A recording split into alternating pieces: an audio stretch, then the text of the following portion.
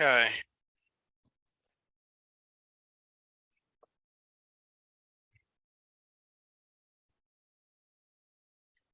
Frank, you're good to go. Okay, good evening. Welcome to the January 9th Scituate Conservation meeting. Before we get started, I just want to read a couple of things.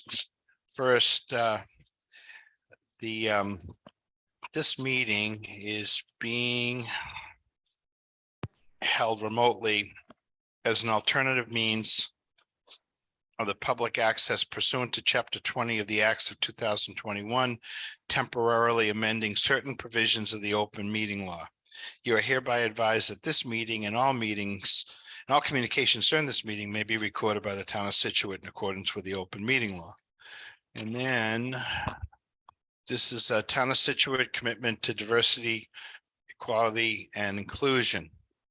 The Scituate Conservation Commission is committed to providing an environment of respect during our meetings. We ask that all members interact in a polite manner, even when there is disagreement. We value the participation of our community and want all participants, including marginalized and minoritized communities, to feel welcome and respected. We ask our committee members and all who participate to commit to these standards and to support and respect our community. With that, I think just wanted, does anyone have any additions or amendments to the agenda this evening? No. I might just give you a quick update on our signs at the end of the and where we stand with that if we have time. Okay. I think we've got a good number of folks on tonight. We have a pretty full agenda, and we also have members that cannot stay long this evening. So we're really going to limit comments on this by both the applicant, engineers, and anyone else. If it's been said, I'd appreciate it if it doesn't get repeated, and just try to stay on tact and to the point so that we can hopefully give everyone in the meeting an opportunity to express their explain their project and express their concerns. Thank you.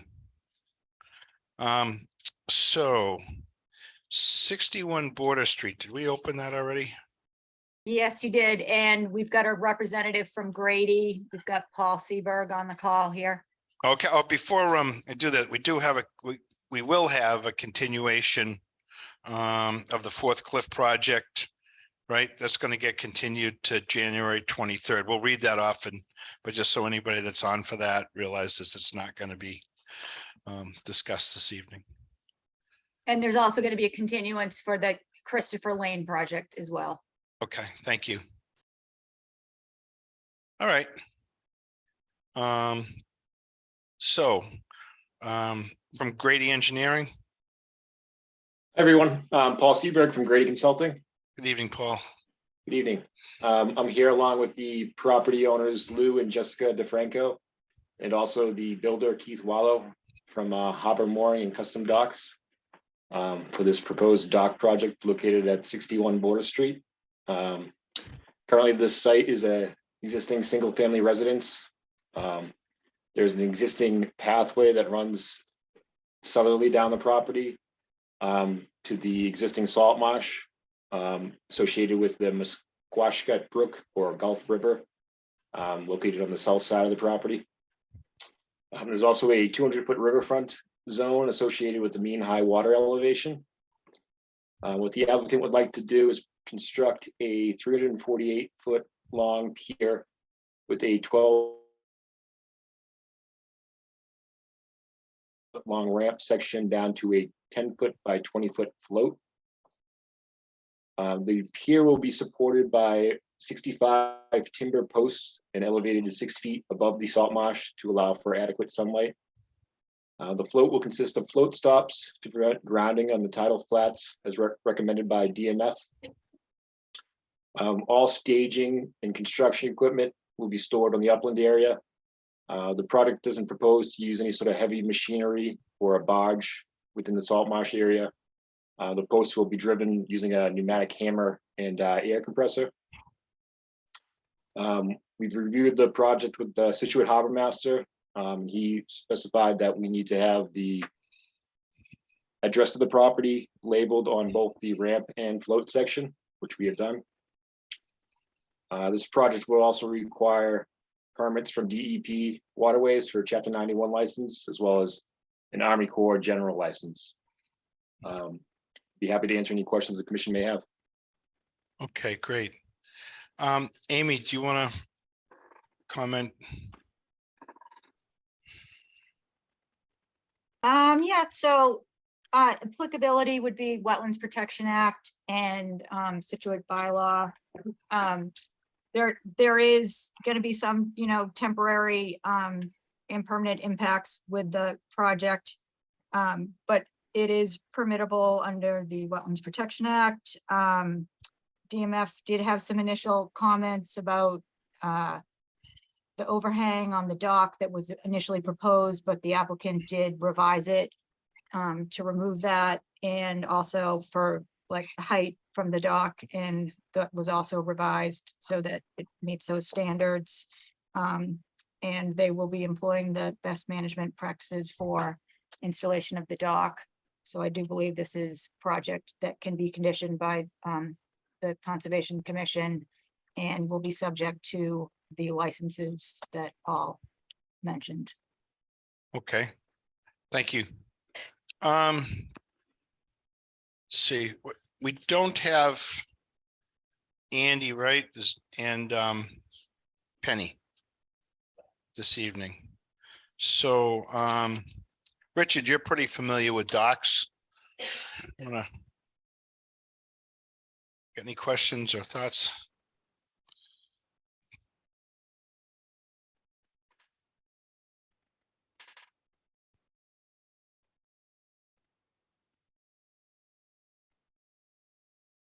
We have Richard on.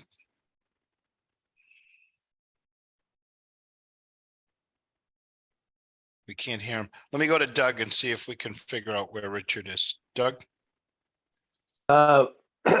This is chapter 90 as well, right? Chapter 91 license would be Chapter required. 91.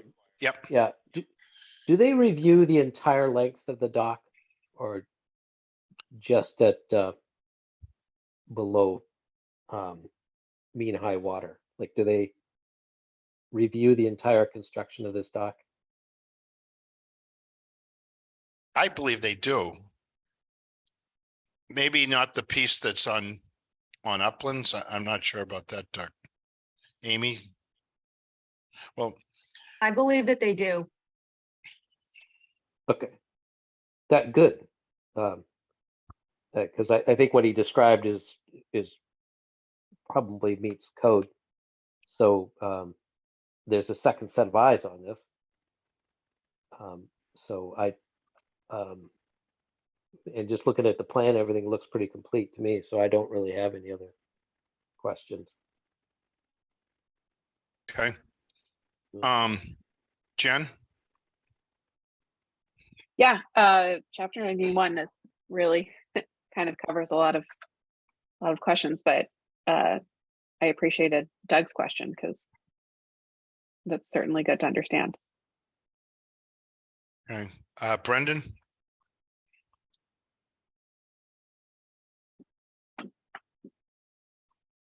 I don't really have anything else for this. No, thanks. Okay. Do we find Richard?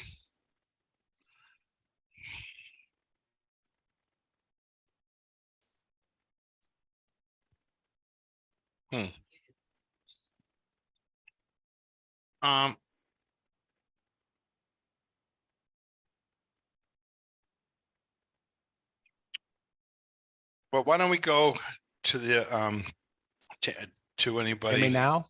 Yeah, we got you. Awesome. Sorry about that. All that to be said, no, Doug covered it and I'm good for now. Okay. Sorry about Right. that. I'm going to reserve my comments till after we get through any questions. So it looks like we might have a couple people interested in this. I see Mr. O'Donoghue's hand is raised. And when you get on, you just want to state your name and address, please.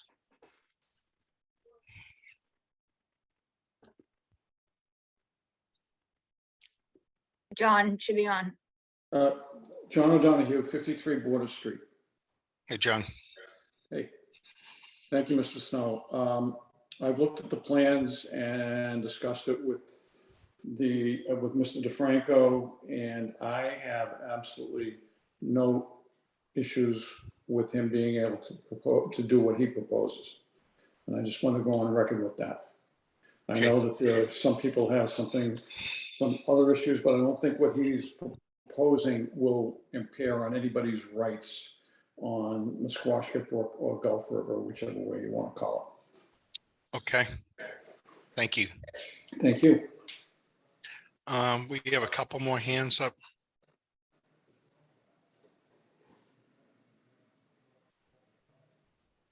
Okay, I'm gonna, Christina D'Alessandro, hold on.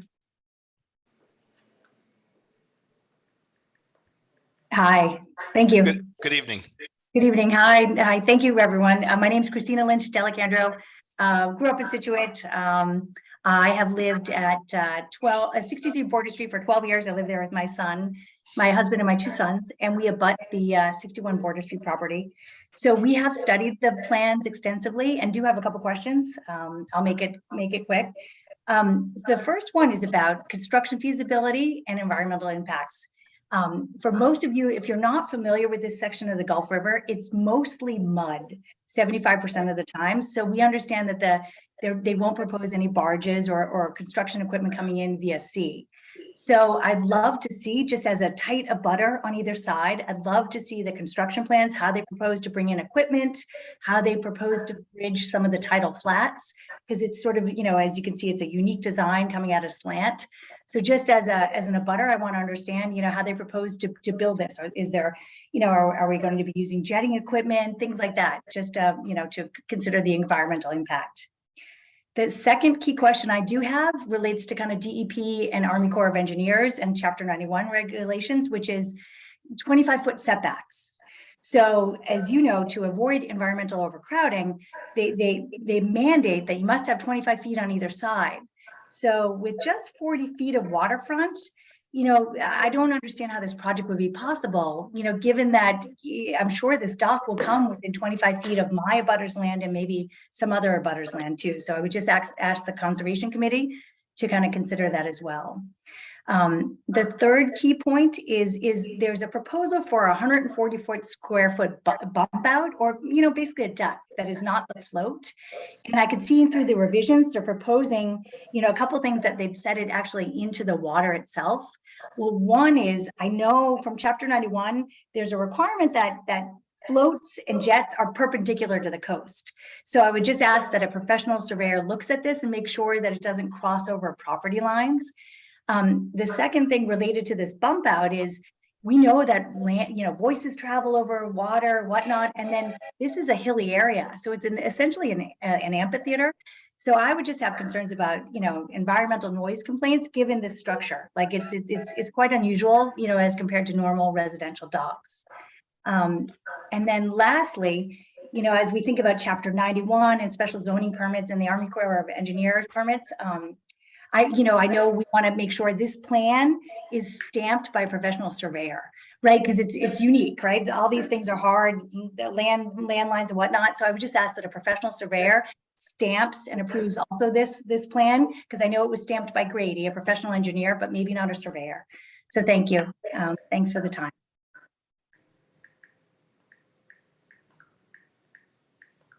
Thank you, Christine. Why don't we see if we can get a couple of answers to those questions. The first was means and methods, and maybe Mr. Wallow wants to explain a little bit. He might be the best person to do that if he's on.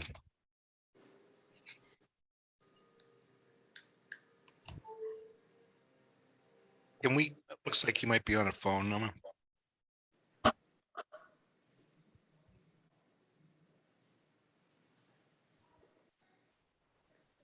There he is. Hi, sorry, I am on the phone because I'm going into another Concom meeting in a minute. So the way we build, we use a tripod with a pneumatic hammerhead. Everything is carried down by hand. There's no machinery, no equipment that needs to be, carried with any heavy equipment to get our equipment down there. As far as the layout of it, or I think she said something about an angle. All docks we build aren't perfectly straight out from wherever we're building, and many times we go side to side or whatever has to be done.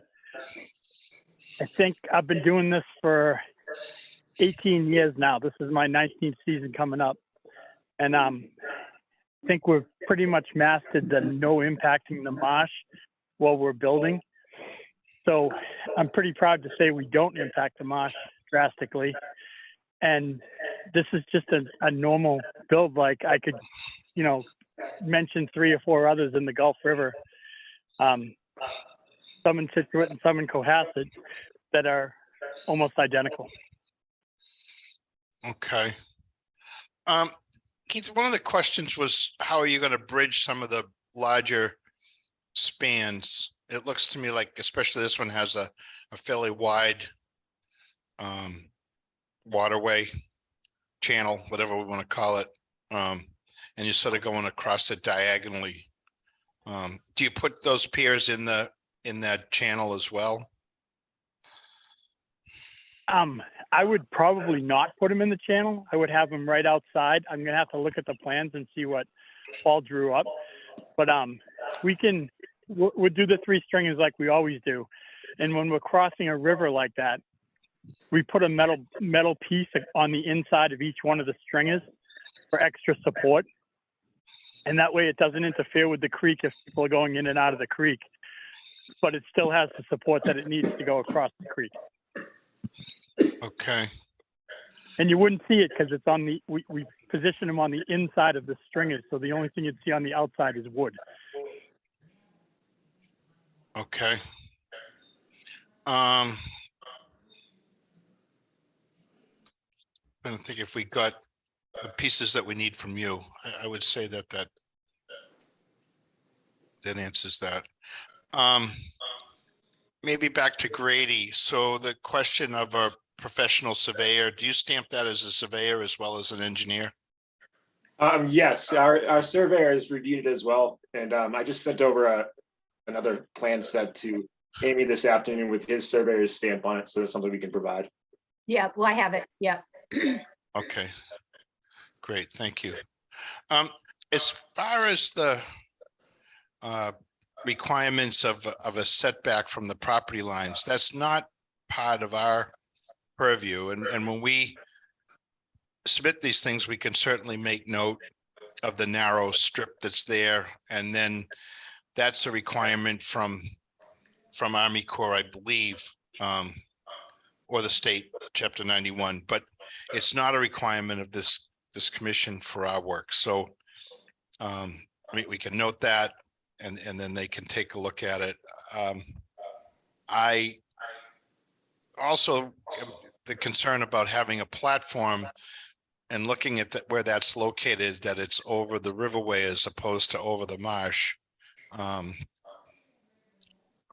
not sure how Chapter 91 would look at that as well. Usually we see those platforms over the marsh area as opposed to over the water area. Amy, do you have any comment on that one? Or any of the other commission members? I can actually comment on that. Sure. If you'd like.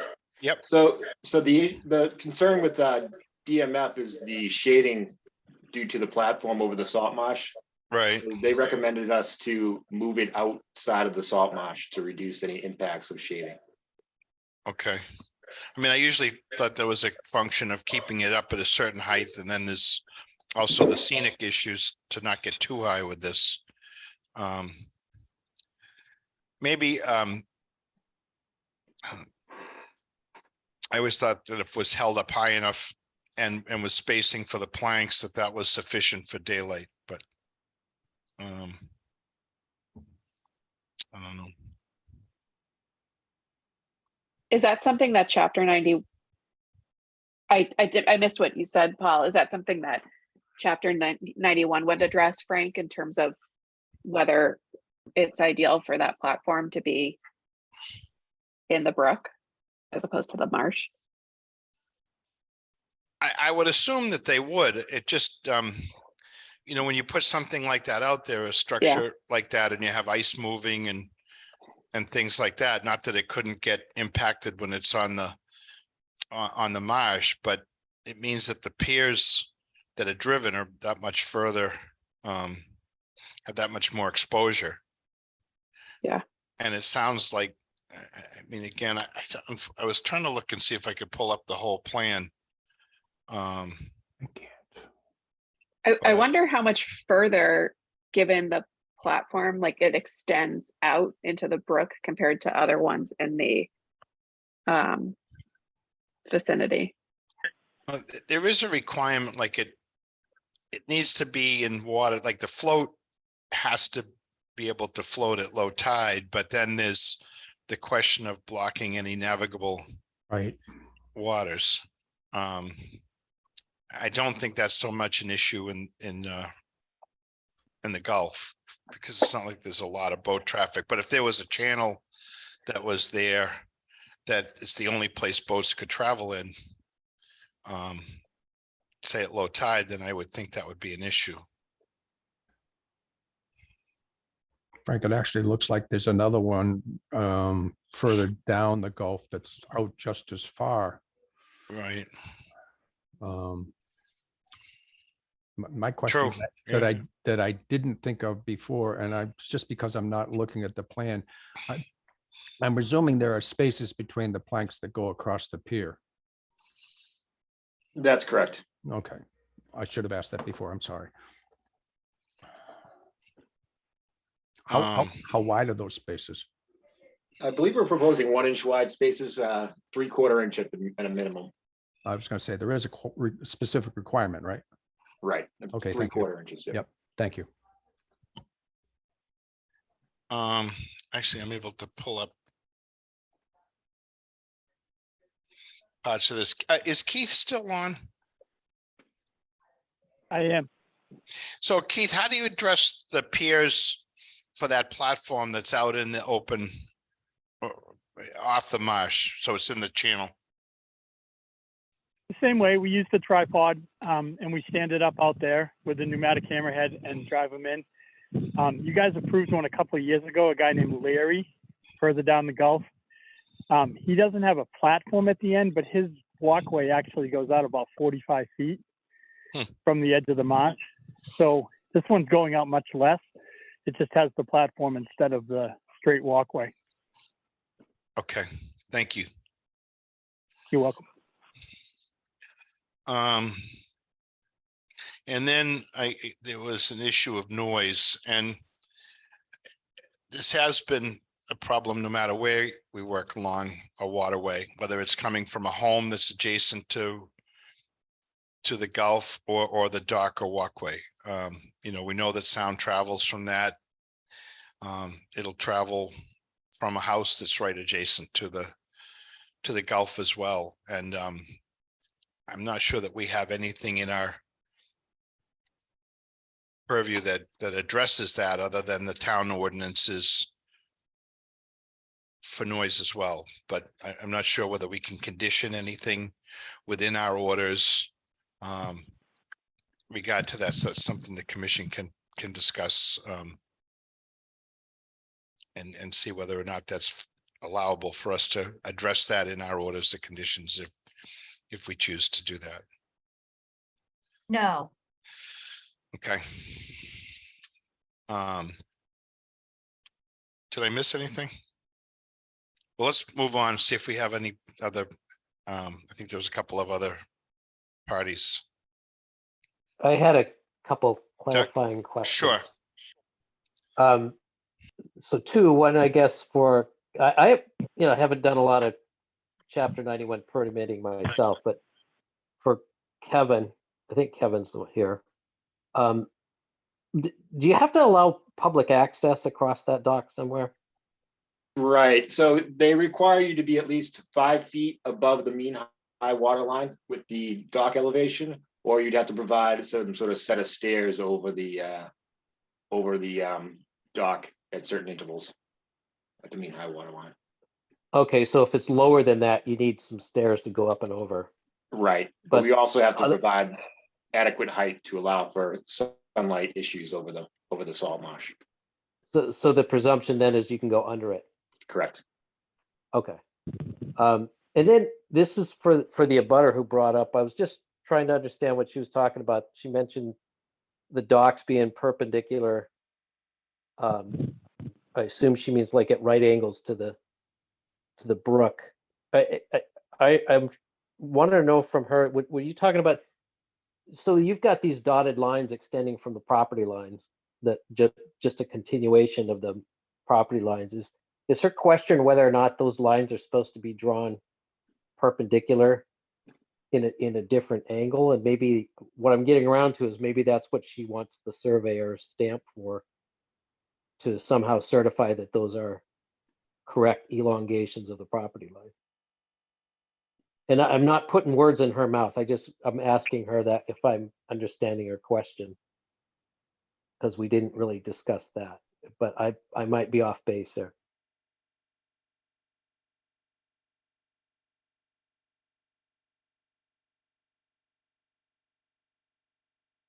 Does anybody pick up on that? Christina, do you want to comment real quick? Please. We gotta unmute her.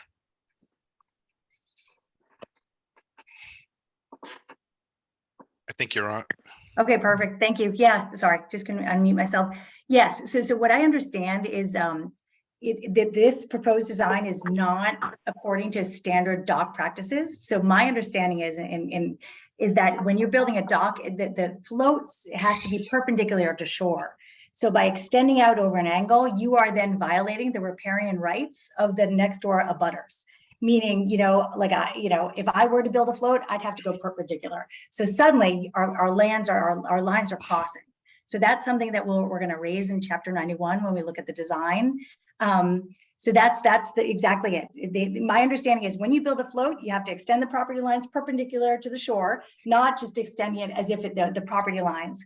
And then the main point is obviously the 25-foot setbacks. If you're going to build a dock, you have to be 25 feet away from your abutter's property line on either side. Right. So, Again, though, those are not Yeah. our purview, but Right. theirs, but they'll be noted. Yep. But to address the question about perpendicular, yes, when I reviewed this is not according to standard practices. Okay. Yeah. Thank you. Okay, we're there for now. Can we get somebody else?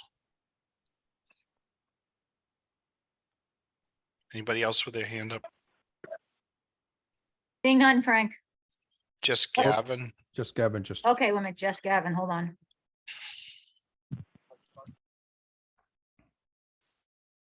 Hi, Jess Gavin, 54 Border Street. I just wanted to put on record that as a Border Street resident, we're totally fine with this going in.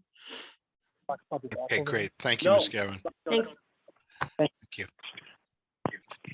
Okay, do we have anybody else?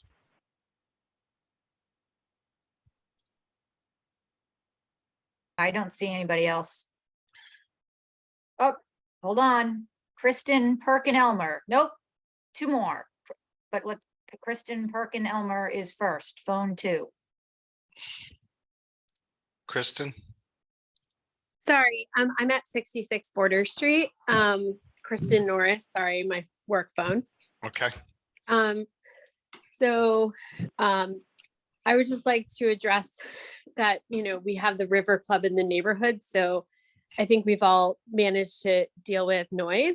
And we all seem to get along pretty well in that avenue. So I don't see any noise risks, and I support the plan of building docks since there are so many along the Gulf River already. I don't see a problem with adding a dock to the Gulf River. Great, thank you. And we have one more person, maybe? Jim.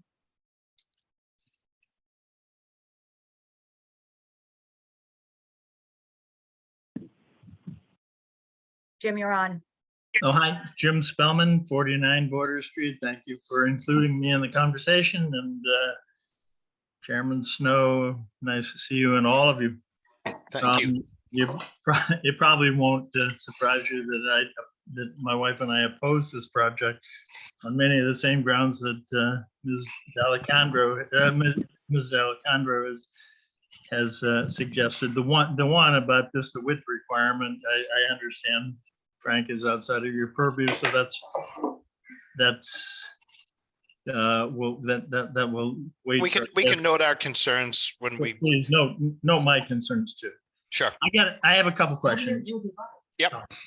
I have a couple questions for you. Actually, maybe even a third, but two. John, I'll try to be succinct. I know that's a hard thing for me to do.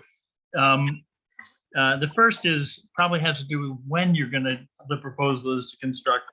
I know the DEP regs and the short doc document suggests that wintertime is the best time to make a project like this. So I'd like to sort of hear from Keith what his proposal is.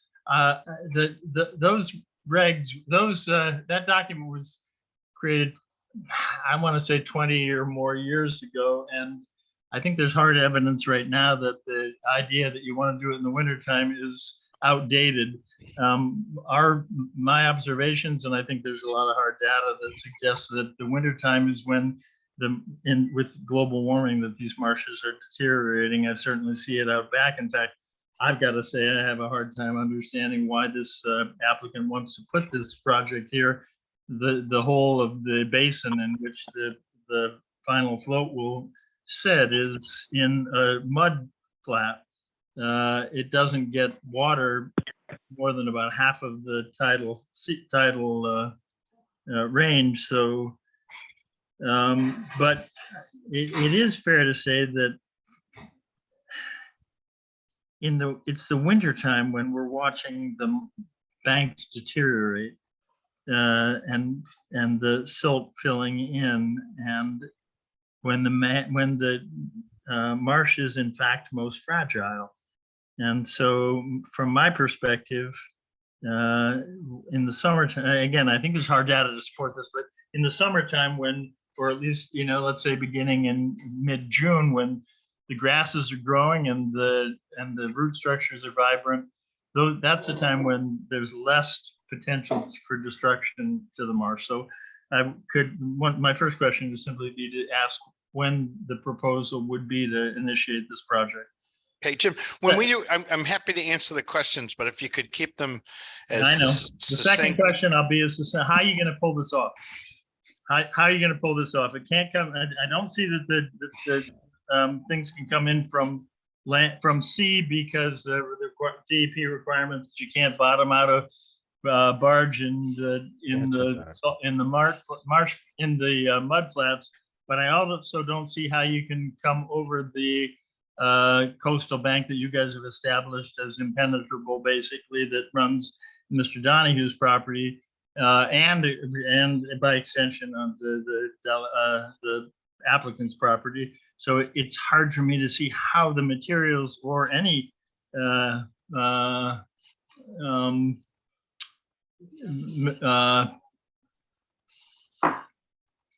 think what if I recall, excuse me for a second, I think when we asked that question, the means and process, I think that he answered that they use a small tripod with a pneumatic driver, and they bring that from the land side and advance their way out. But the land side, how are they going to get it down? How are they going to get it down over that salt, over that coastal bank that is by your declaration impenetrable, that you can't violate? And that it's just, I just don't see how that's happening. I got a third. Well, I mean, go ahead with your third question. My third question is just an odd one. You just pulled it up. Actually, it's hard for me to understand why. I understand why Mr. O'Donohue seems to be in full support of this project, but just now you pulled up. If you can look at the top portion there, it's hard for me to understand why why people would pay at great expense for to survey and then propose and construct it at great expense, a marsh to a pier to a dock that's going to sit in mud, and at the other end has a proposed path that doesn't even go to his property, that goes to Mr. O'Donoghue's property. That one doesn't make sense. I don't get it. You're not going to be able to answer that, Frank, but I'd like an answer to that. I just don't get it. Can maybe the engineer can just address a couple of those fairly quickly if possible. Maybe starting with the access or getting at this project. Well, I think Keith described it beforehand, as far as bringing the equipment down by hand. He's going to be using a pneumatic hammer and construct it as he goes out further. As far as access down there is an existing path that leads down there. It's fairly open as you get towards the end there. The majority of the path is on the applicant's property, but they might have to just reconfigure it slightly to get to the stairs. And I don't know if Lou and Jessica are on this call too. They can speak about why they want to construct the dock.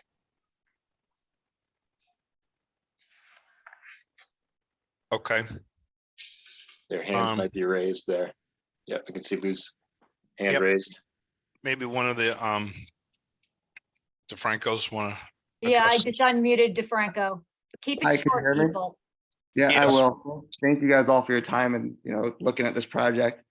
I think the benefit of living in Scituate and buying a waterfront home is exactly having a dock and being able to sit out there and walk down there with my kids. We want to do everything by the book and by the way the Conservation Committee wants it. I do know there are illegal floating docks down there now. And I called and I was told to do something like that. And I was told there were no way there would be permits for that. So that's why I hired engineering, Grady Consulting, to go through and do the proper steps to make sure that the marsh is protected, our property is protected, our neighbors are protected. And, that's the benefit of living on the South Shore on the river. So we could fish with our kids and just enjoy the river. Okay. Anybody else want to add to that? Well, just one further comment, if I could add to it, Chairman. Yes, sir. The pathway that's been described down to this project, I mean, it's not just machinery, it's materials that are going to have to come over what the Conservation Commission has described as an inviolate coastal bank. I don't know if you can see on, you probably can't, but I have I've sent you, Frank, copies of photographs I have. The pathway that they described was illegally cleared over and across a coastal bank that the Conservation Commission said could not be touched. And now they claim, well, it's clear, so we can come down there. I don't get it. I'm sorry. I mean, I have not been to that particular site. I've been next door. I know that there's a number of paths on a lot of the properties that go along that Gulf that have been cleared or altered over time, possibly before some of these regulations on many of the properties. No, Frank, that's not so. That the O'Donoghue property, there's an order of conditions that makes it very clear that can't be done, and that Steve Borkland came in before O'Donoghue. But we're not, Jim, excuse me, we're not on the Donoghue property. We're on the property next door, and I don't know how long they've. Yeah, I know, but in order for, I'm asking a question. How are you going to get that property? How are you going to get that stuff down there without going on O'Donoghue's property? If there's a way to do that, I'll be satisfied. But if you can do it, I don't know how you can do that without going over the coastal bank that you guys yourself have determined extends beyond O'Donoghue's property. Okay, well, it's a good question to ask. We'll review that. Thank you. Thank you. I know you all think that I'm obstructionist. No. You know what? It's a delicate area. We're all concerned about it. It's a lot of development And Here's the thing, Frank, and again, forgive me, all of you. I sat through a bunch of meetings on the Borkland now O'Donoghue project, and I am living with the fact that a project that I did not support and did not believe was viable is now going forward. That's okay, but there were rules that were established for that. And those rules are clear and established in an order of conditions that's being routinely violated. And you're proposing, this project is proposing to violate them further. That's simply what I'm saying.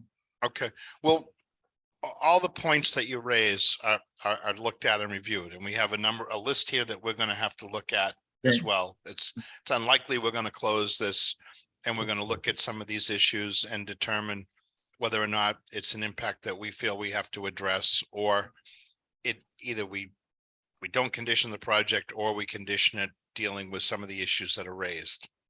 So That's fair. okay, That's very fair, and I appreciate it. thank you. Do we Thank have you. somebody else still? Yeah, Kim O'Reilly. Kim? Kim O'Reilly, hold on.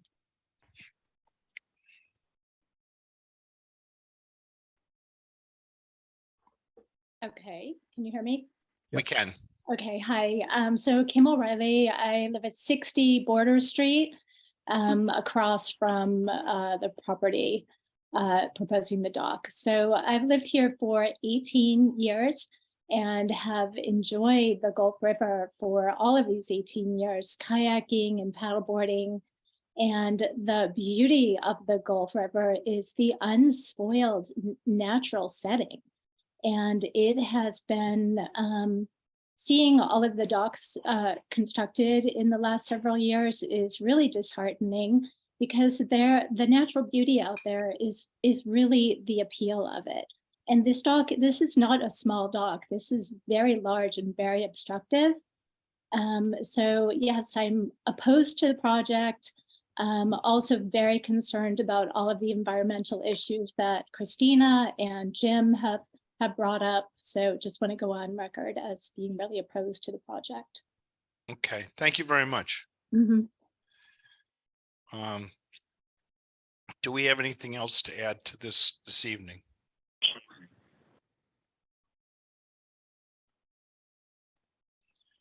Anything from the applicant to add before we move on? Mr. DeFranco?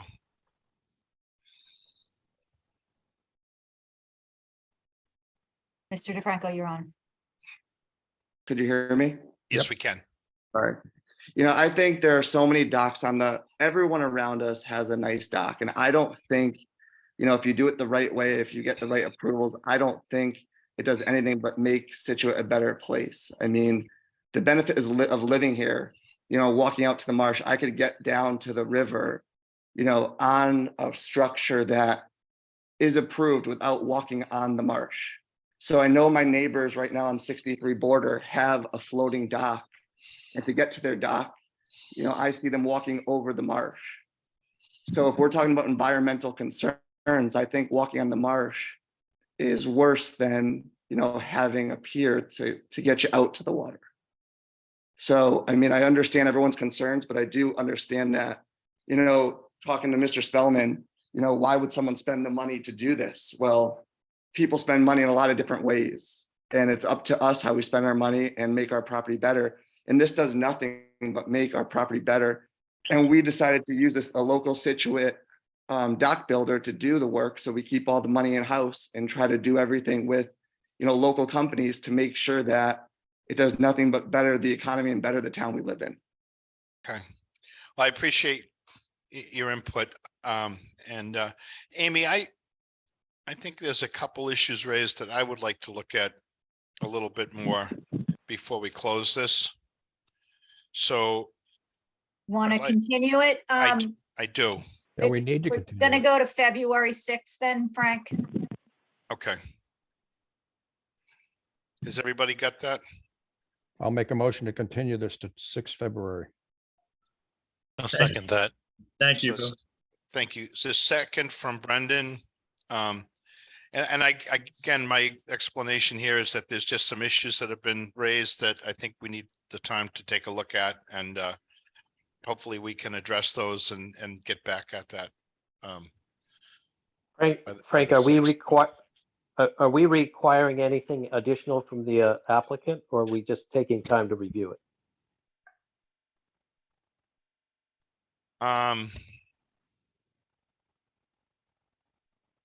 Frank, I think we've already asked for revisions that they've made.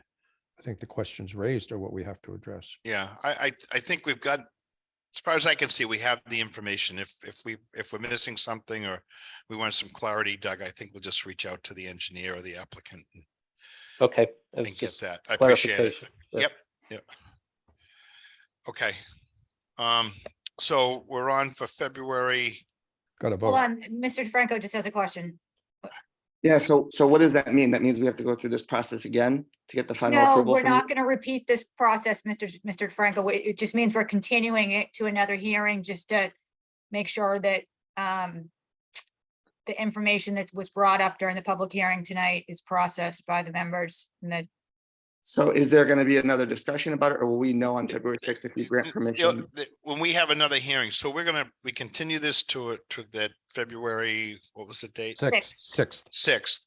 If we have questions or whatever, we're going to get them back to you and your engineer for you to clarify. And then we will open this meeting again on the 6th. And there will be some questions, and it's a public process. So that's how that works.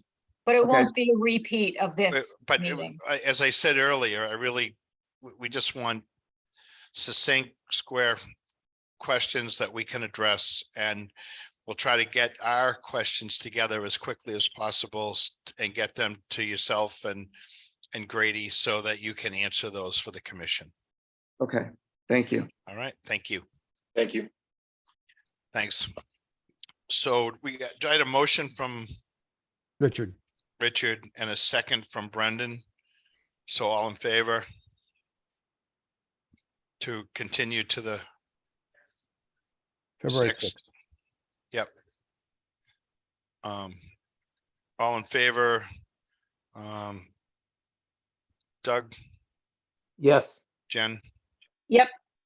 and Frank, yes. Okay. Thanks. What are we on to? Humrock, we've got to make a motion to continue it to 1/23/23, which I just. Okay, I think that's a motion by Richard. There was a second. I'll Second second from that. Jen. All in favor? Doug Yes. and Brendan. Yes. Great. Thank you. We have 298 Central Ave, which was continued from 12/5. There we go. You have someone from Mackenzie?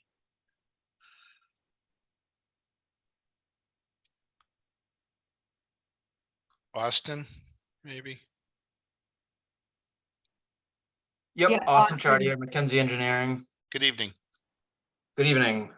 So I'm here on behalf of the applicant, Michael McAvoy. He's on the line as well. He can answer any questions. The property is a single-family home located on Central Ave.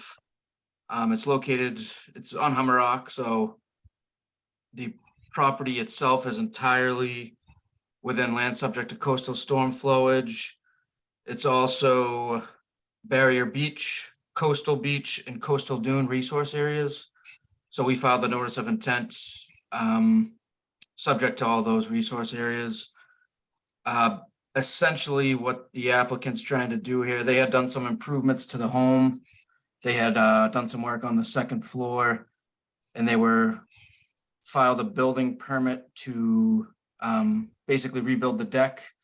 When they had the structural engineer come out, he essentially recommended that the existing footings that the house were on were, at the end of their usable life. And he recommended to basically elevate the house above the base design flood elevation, which is basically the velocity zone elevation 18 plus 2 feet. So we're raising the lowest structural member of the house to 20.1, so 2 feet above the velocity zone elevation. So we're raising the house, and there'll be new piles driven and a new deck constructed. That's the summary of the work. I know the applicant has contacted South Shore Pile Driving, Paul Armstrong, to do some of the work. He's not with us tonight, but Rivermore Engineering prepared the structural drawings, and Dick Rockwood Architects has prepared the architectural plans. And I can leave it at that. Okay. Richard? Well, do I understand it? I think I know the answer to this. The house is already raised. Am I correct? Correct. The house is raised. But you're I think the lowest redoing, structural member is about elevation 17. right? Might be a little bit higher than that, but so yeah, essentially they're raising the house 2.5 feet.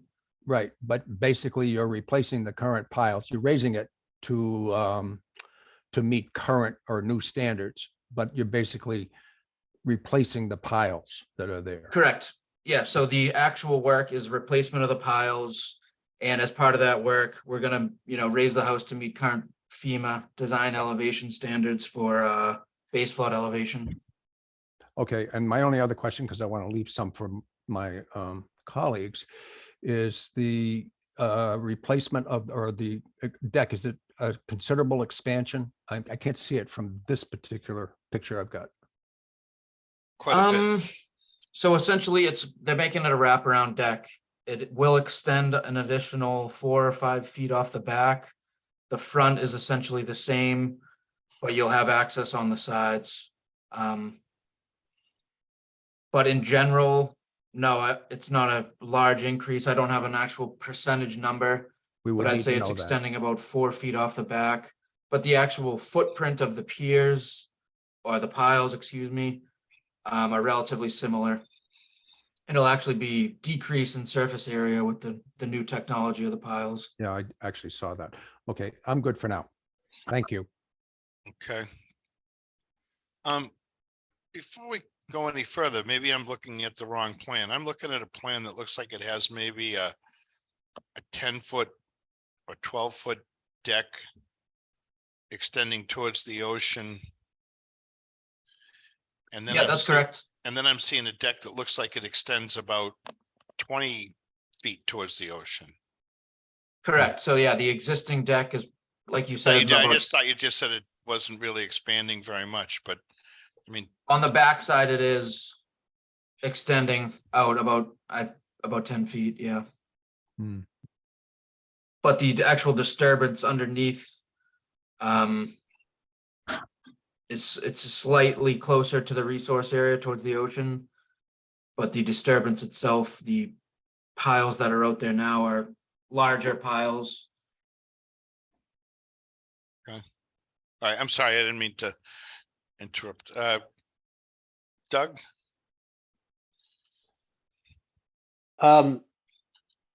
So is this, are you essentially lifting the house up and replacing the piles in place? Correct. There'll be some sort of temporary support for the house. I'm under the understanding that Paul Armstrong of South Shore Pile Driving has done a number of these down in Hummerock. Yeah. So yeah, there's some sort of temporary Yeah. support, and then they put in the new beams, the new piles, and put the house back exactly where it was. Wow. It's quite the operation. Yes, it is. Yeah, I was going to say, Frank, it looks like about in the rear, the deck expands. It side to side, it expands a little bit too. Yes, so probably it does 10 extend on both sides to basically create a wraparound deck situation. Yeah, yeah. So, yeah, but maybe 10 feet in the back, bigger. It Yes. looks like almost, whatever the distance is off the house, it's about double that. Looks about 9 or 10 feet. So, by whatever that dimension would be. So a few hundred extra square feet, I would imagine, something like that. Correct. Yeah, so I think the only concern is just during the construction. And I do know that Paul's done a lot of those. And probably has the system down pretty well.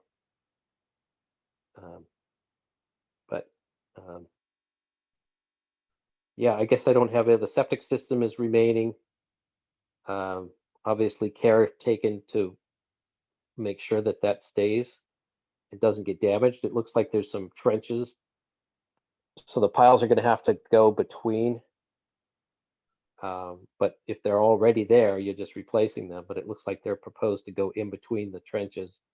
So that's kind of a delicate area. And the reason why I just mentioned that is because if that gets damaged, then you have to come back for the replacement of the system or have a modification done or something like that. So would rather avoid you having to make a second trip back to the commission.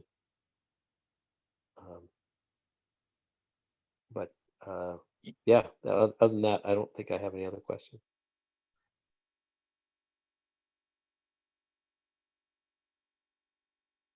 Sorry, Jen, Nothing new. Brendan, Just nothing new, just the deck. Just wanted curious Okay. of the size increase. That's all. okay, thanks. Amy, I'm sorry, I jumped ahead here. Do you want to comment on this? Yeah, well, agree with the coastal resource areas and good that they're going up to meet NFIP compliance for coastal resource areas. I'd probably put a special condition on for a lattice and the other normal special conditions that you would do for elevating a home. But otherwise, it's a positive project for this area of Humrock, which we know does get a lot of coastal storm damage and flooding. Okay. Is there anybody in the audience for this one? Michael has his hand up. And you just want to state your name and Sorry, address, Michael please. McAvoy, 298 Central Ave. I put my hand up earlier when you guys had questions about the size of the deck. It is going out about an additional 10 feet off of the existing, but still remaining behind the seawall that's in place to my right. I wanted to keep it behind that, so I wasn't going out further than anybody else along the beach. That's all I want to say. Okay, thank you. And on the right side, it's not extending any further on the right side where it wraps around on the left. If you're looking at your computer screen, that's only going to be about a 4-foot walkway just so we can put like a stand-up shower out there and kind of the kids can pass through on their way out. Okay. Thank And you. now, thank you.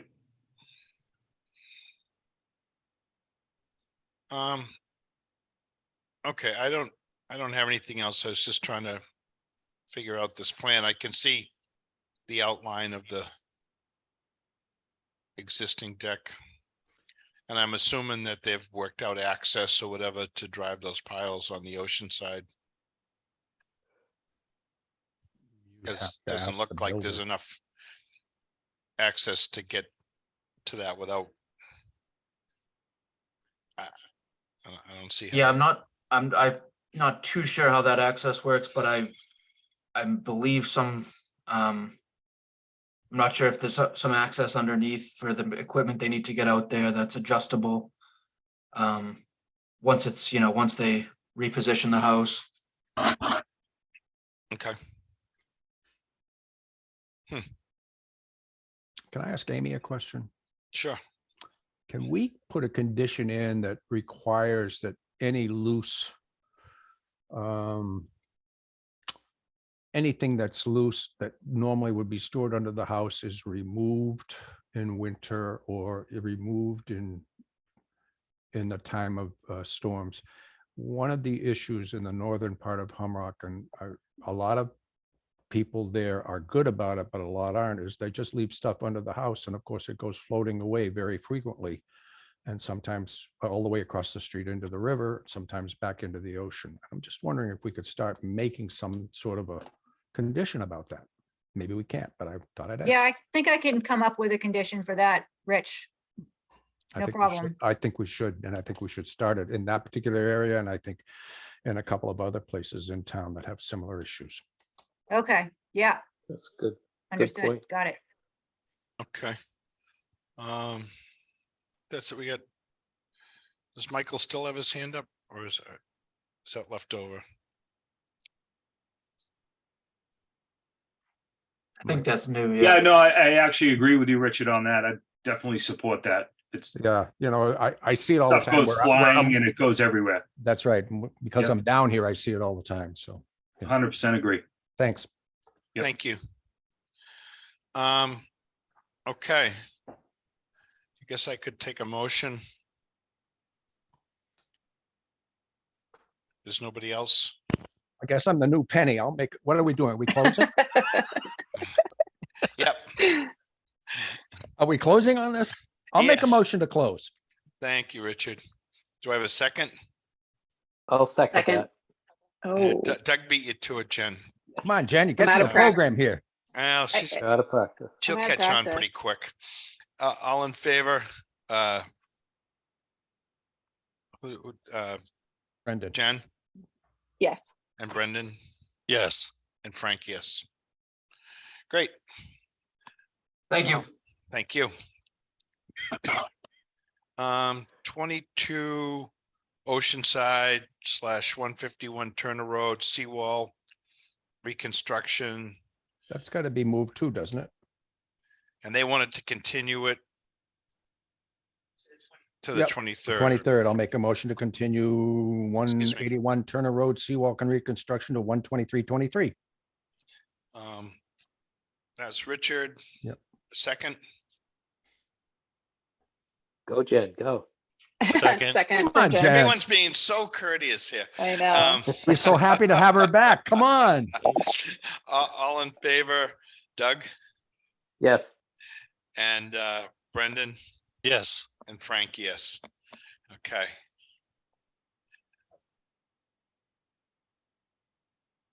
What's the matter?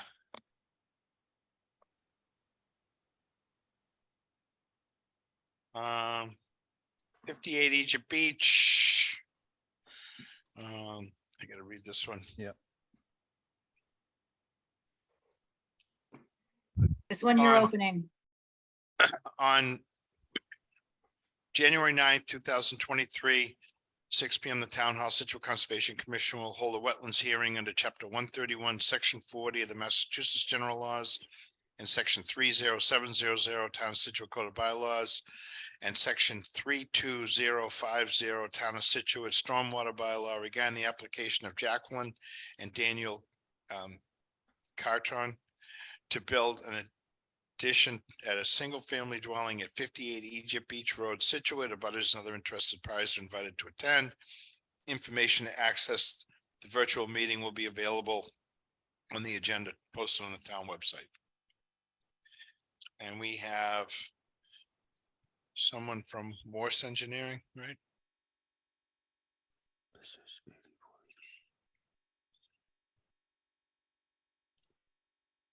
Good evening. This is Gregory Morse. Hey, Greg. Good evening, Greg. Good evening. As was just read into the record, this is a notice of intent as well as a stormwater permit for property at 58 Egypt Beach Road. I'm representing the property owner and applicant Jacqueline and Daniel Carton. The existing property is approximately 7,842 square feet. It's entirely upland land area. It's developed with their existing single-family home. The wetland resources we are looking at here, though, however, are land subject to coastal storm flowage. We're located in a FEMA zone AE 14. For reference, the site exists at elevation 9 to 13. We also have off the back lot line a bordering vegetated wetland associated with the sheep ponds, as well as the entire site is in the riverfront area for the channels that connect the sheep ponds together. The proposal here is to construct a garage addition. You can see the outline of the proposal. It's on the top side of the house as you look at the plan there. Construct a garage addition in a gravel driveway off of Egypt Beach Road. coming into that garage. We've proposed that the garage would have FEMA flood vents on either side of it. It's located over existing lawn area. There's no vegetation that would be removed aside from lawn surface for this. It results in a slight increase in impervious land, in a degraded riverfront area. It brings the degraded up to 2,519 square feet on the lot, which is entirely outside of the 50-foot wetland buffer. You're allowed up to 5,000 square feet of degraded riverfront area on the property, so it complies with riverfront standards. For mitigation, during the construction phase, we have a construction entrance located at the proposed driveway location. We also have an erosion control barrier on the down gradient property lines. To mitigate the stormwater runoff, we're proposing a shallow rain garden in the backyard. That rain garden's in an area that's existing grassed surface. The rain garden would be approximately 14 inches deep, and the rear portion of the garage, the roof gutters, would be directed to that to promote infiltration. Being in land subject to coastal storm flowage, there is no requirement to match rates versus volumes of runoff. We're not going to flood out the ocean. We are in a floodplain. However, we did submit a stormwater report, which does document compliance with rates and volumes of runoff. DEP had no technical comments on their review. I'd turn it over to you. Okay, thank you, Greg. Doug? Or Amy, do you want to, why don't you? Yeah, I was gonna say, let Amy go first, I think. Okay. Yeah, so, well, so this, as Greg says, it's a stormwater permit, so it triggers a stormwater bylaw for the town of Scituate. It's also a notice of intent. It's kind of a tricky area right down on Egypt Beach near the beach parking lot, with definitely prone to flooding and storm damage in this area. So it's a little bit tricky and with resource areas. And I do have some questions on the plan as far as accuracy, as far as not questioning necessarily the accuracy of what he's got depicted for BVW, but just I don't see where the riverfront is actually on the plan. It's not shown on the plan. So I was a little confused about that. And then as far as review of the stormwater application, we have not had that done yet. So I don't think we're quite ready to sign off on that. So that was in process. What were the other comments? I did go over the application with the building commissioner and did find out that there was substantial storm damage at this property in 78, in the blizzard of 78. So, and that because one of the things that's not shown on this plan, but is significant for our review, is the FEMA layer, which is the Limois layer, which is the 2 to 4 foot wave action, is not shown on the plan, but it is right through the house. And so what would be significant there is that if just depending on how much improvement is done with the house itself, if it triggers the substantial improvement clause when they go to build, it could be that the entire house needs to be compliant with just the building code. So we just want to make sure that the owner is aware of that. But I think that it's something that this is a project that could be conditioned, with proper review and with orders. At the end of the day, it is a property that is a home that was built in the 50s and has had some disturbance in the buffer. So you've got pre-existing disturbance in area that's already, buffer area. It's probably been happening for a pretty long time. But it's also flood zone.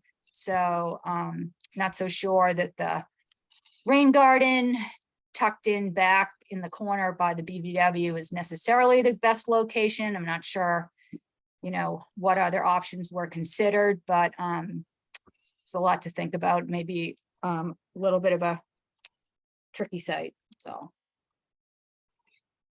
That's what you asked for, Doug. Do you want to comment? Well, yeah, that answered a couple of my questions. One was that whether or not this was under peer review. And have we heard anything back on that yet, Amy? we don't have it underway yet. Okay. So if there is a peer review and there's no requirement in this zone to match peak flows, what are they going to review? Just kind of the content and the you know, the viability of the project, or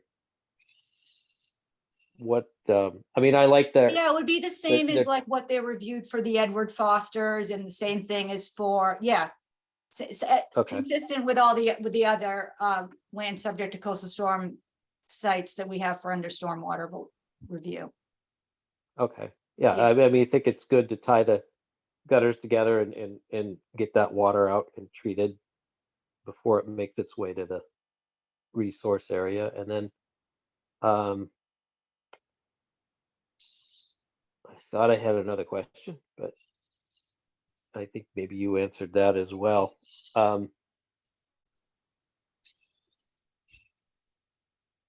If I think of it again, I'll come. Okay. I'll speak up. Well, we got Yeah, a couple go of ahead. numbers to go through. Yeah. Jen? Oh, I know what it is. Jeez.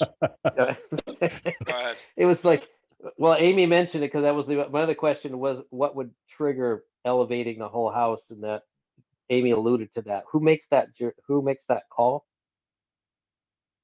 If this it meets the the substantial improvement to where everything has to be compliant, who makes that call? The building inspector? Typically, the building inspector looks at that when they do the application, because they're going to give him the figures on how much all of this is going to cost. Okay. All right. It's not us. All right. Thanks. That's it. No. Now I can shut up. It's all good stuff. Jen? This is a nitpicky question, but is it the assessed value of the home or the property? Because the home. Okay. Well, the it's not- structure. That's actually the structure. It's the value of the structure, though. It's not necessarily.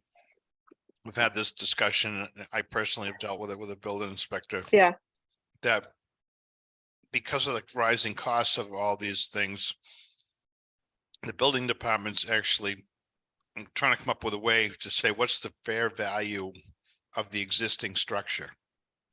And it gets into a lot of money today, because what the assessors might have is the value of that structure is not necessarily what that's worth. And sometimes you have to go as far as to get some sort of detail from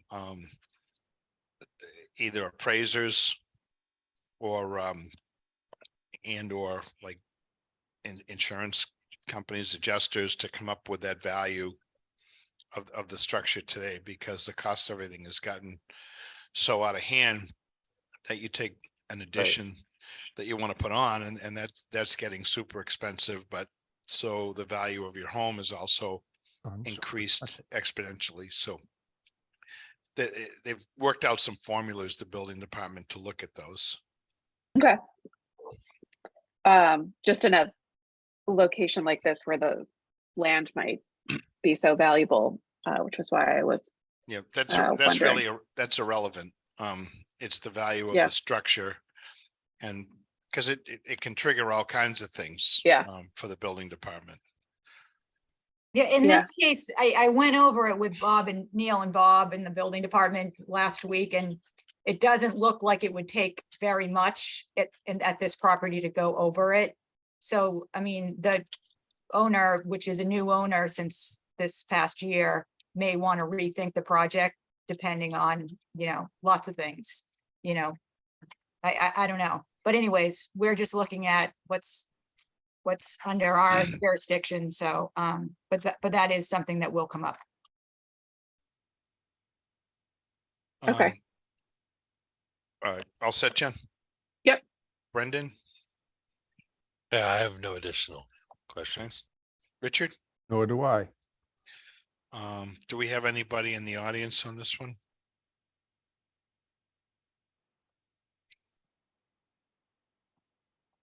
I don't see anything. Doesn't look like it. I think most of the concerns that I had or questions have been answered. Again,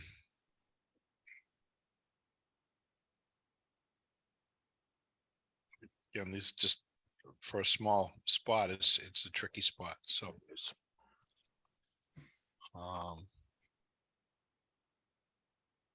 I'm good. May I respond to some of the comments when the time's right? Go ahead, Greg. Great. The comments that were brought up by the agent, the riverfront area, we do show on the plan here the limit of the inland bank, which is on the right-hand side of the screen there, highlighted in blue. That was delineated by Brad Holmes. And off of that, we have the 100-foot inner riparian zone, which is a purple line that goes right through the middle of the existing house. That's depicted on the site. The entire site is inside the 200 riverfront area, so that's off locus, but we do depict the bank. We depict the 100-foot inner riparian zone at that location. We thought that was obvious on the plan, so we can highlight those if that would help. Regarding the FEMA compliance, this addition is largely garage space, and so it's fairly cheap to construct that portion of the addition.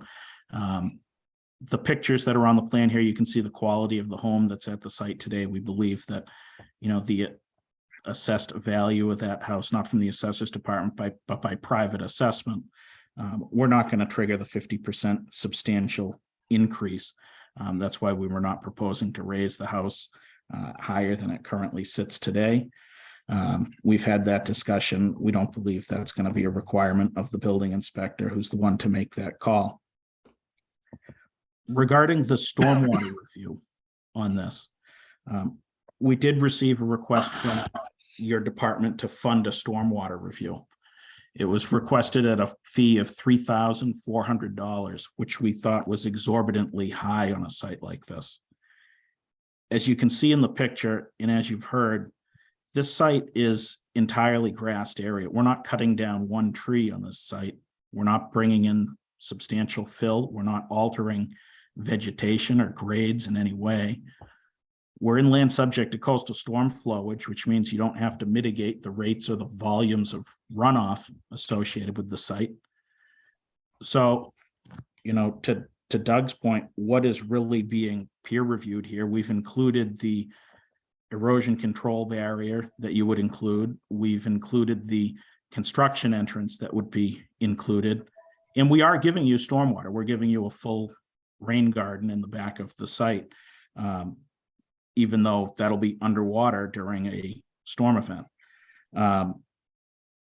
So you are getting a full stormwater permit, but the fee seemed exorbitantly high. And I look at fees that we've paid on other projects. We paid one in December for an entirely brand new house, and that fee was in the low $2,000 category.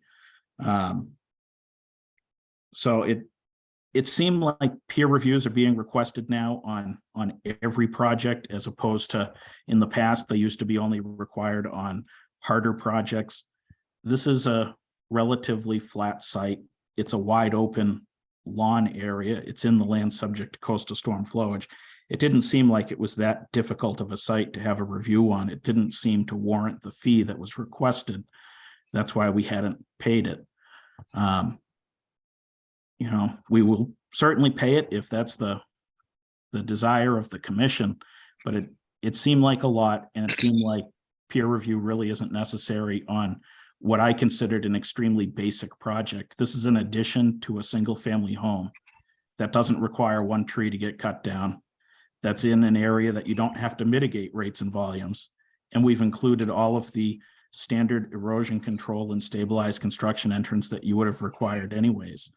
I turn it over to you. Okay. So what would a peer reviewer, and Doug, maybe you could help me with this one. So what would a peer review person look at on this project? Well, I think whatever we ask them to look at, if Greg submitted stormwater calcs, they're going to review those stormwater calcs. But if it's kind of an odd thing, is because if a peer review consultant comes back and says, well, we think the grain garden needs to be a little bit bigger based on those stormwater calcs, I mean, they could go ahead and do that. But if there's no requirement to do such, a peer review consultant has a hard time basing that on any kind of bylaws. So usually, you have a set of bylaws and you said you were asking them to review this, this project in accordance with the bylaws that we give them, and then they go down the list of the bylaws. I'm just, when we have some things that are subjective like this, I think we have to lay out what it is we want them to review. I don't think we can just say, well, here's a plan and review it. Because if it were me, I'd say, like, well, review what? Like, how far do you want them to go? Are they supposed to review everything that's on the plan? Or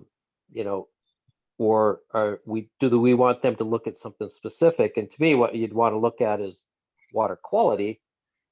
So you've got roof runoff, which is not really considered problematic anyways, and then it's going to have stormwater control,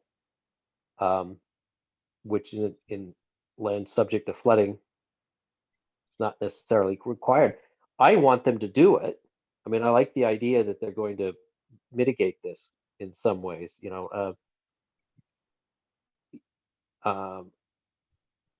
but I mean, you asked the question of what are they supposed to review, and I don't see how they can give us a price. Like, if you're going to go out for an estimate, unless you asked them, you gave them a set of bylaws and had them review it. So they could take our wetland bylaws and make sure that this plan complies with all wetland bylaws. But other than that, it's just subjective opinionating. So I don't want people to get stuck in that trap of if there's no bylaw to back it up. You know what I mean? Mm-hmm. No. They're reviewing the stormwater bylaw, Doug, under the stormwater bylaw. Okay, so the stormwater bylaw. And the only thing that's waived in land subject to coastal storm flowage is just the land subject to coastal storm flowage standard. But everything else is still reviewed under the stormwater bylaw. It's still required to be looked at. Okay. So well, and I'll admit, I don't know that bylaw the calculations, well. the site plan, you're still reviewing everything else. It's just that one standard is not required to be met because it's not possible in this area. Okay. All right. So all right. I get it. So They're still expected to visit the site, and then a lot of our customers lately have wanted the engineers to attend the meetings. So that's why I think the price has jumped up to the $3,000 range, and most people have not complained about that. But I mean, really the price comes out more in like the $2,500 range when it comes down to it, maybe more like $2,200. But there wasn't a request from the engineer to negotiate down, but I certainly could do that. I could even get another price from another engineering company. I could happily do that on this, if that's what you'd like me to do, Mr. Chairman, either way. So we go out to a peer review and we ask them for a cost proposal to review the plan, and they submit that cost proposal, and that's what we pass on to the client. We operate with the 53G. So because we're a high volume conservation commission and we have generally 3 engineering companies that we work with between conservation and planning, we just feed them out between the different engineering companies and 3 or 4 companies or whatever. But anyways, and so, generally we try to go with what is a good fit, depending on the type of project. So in this case, we were using Merrill, I believe, or was it John Chesia? Oh, no, this one was Merrill. Oh, yeah, it was. Yeah, okay. But anyways, so that was who we were going to use on this one. Okay. Which I thought was a pretty good fit, but we could always shop it out too. Yeah, and I'm not making any kind of comment on what engineers charge. I don't have any idea like that. It's just really, if we have, it's the stormwater bylaw, they're going to review that, then they have a concrete list of standards that they're supposed to review and make a We do. comment They have whether or not they a feel. solid checklist of everything they look for. Yeah. Okay. All right. Well, I guess, so are these fixed fees, Amy, or is this is something that's just, No, it's like a lump sum and then it's like plus a meeting, it's another $500. And so then we just will fund the account. And then at the end of the day, the applicant gets the money returned right? when it's over. Okay. So same thing for the wetland consultant too, when we also want to look at the resource areas. which Sure. we often do as well on a project like this. You look at stormwater and resource areas. Okay. So So, yeah, I guess I get Greg's point to some degree. It's a pretty straightforward piece and it seems expensive. Obviously, people are trying to save money as best as they can. At the same token, there's a certain amount of things that have to be done regardless. If there's no need to have a engineer come to the meeting, if this is simple enough, then certainly that would put you back in that lesser ballpark. Do you think there's a need for someone to come to the meeting for this? Again, honestly, I usually don't think there's a need for the engineer to come to the meeting, but sometimes people disagree with me. So I don't know what to say about that. okay. Is that the choice of the applicant? Or us, if we wanted? It depends on the site. I don't know, Frank.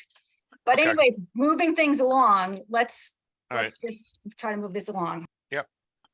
All right, Greg, I think you made your point. We've discussed that. If it can be done for less money, then. Would be greatly appreciated because like I said, we've done single family homes for a lot less money. It's an exorbitant fee, but we will be down with a check so that we can expedite it and move it forward. All right, well, I think it's done without the app, without the engineer having to attend a meeting or something, at least see where it goes. That would be appreciated. Thank you. All right. Okay. Well, can I So- just make a point too that it also largely depends on how many times it has to go back and forth between the engineer and the review engineer. So if it can be a one-shot deal between the engineers, that's what keeps the cost down. Mhm. If it has to go back and forth because like they're correcting papers and it's back and forth like baseball, then the price goes up. Got it. So that's, if it's 2-3 times, then that's what drives the cost. I understand. So if there's information that's missing, then they go looking for it, or if they disagree. Right. So the with more calculation. complete the submittal the first time, the more quickly these things go through. Okay, good point. Okay. So we get a motion, I guess. We've been Do through we have everything. to, yeah, do we need to continue this for? For what? I think we have to. Yeah, I would we need to- say 2 weeks. continuing it to February 6th would be the best. Oh, for the review. Sorry. Okay. So take a motion. Well, I'll make, Go ahead, Rich. No, No, you're you- better than me. No, I'm not. Well, okay, if you insist. I'll make a motion to continue 58 Egypt Beach Road to 6 February 23. Okay, we have a second I'll second I'll that. second that. by Brendan. All in favor, Doug, Yes. Jen, Yep. and Frank, yes. We have to, if Rich cuts in just a second later than somebody else, he should get it because it takes so much longer for that to come from Hummerock. Oh, come on, really? All right. How about 34 Christopher Lane on January 9th, 2023 at 6 p.m. The Town Hall. Situate Conservation Commission will hold a wetlands hearing under Chapter 131, Section 40 of the Massachusetts General Laws and Section 30700 Town of Situate Code of Bylaws regarding the application of Kevin and Jessica McNulty for work related to replace an existing pool and installing an addition a single-family dwelling located at 34 Christopher Lane, Scituate. Abutters and other interested parties are invited to attend. Information to access the virtual meeting will be available on the agenda posted on the town website. I make a motion to continue this 34 Christopher Lane to 6 February 23. I second that.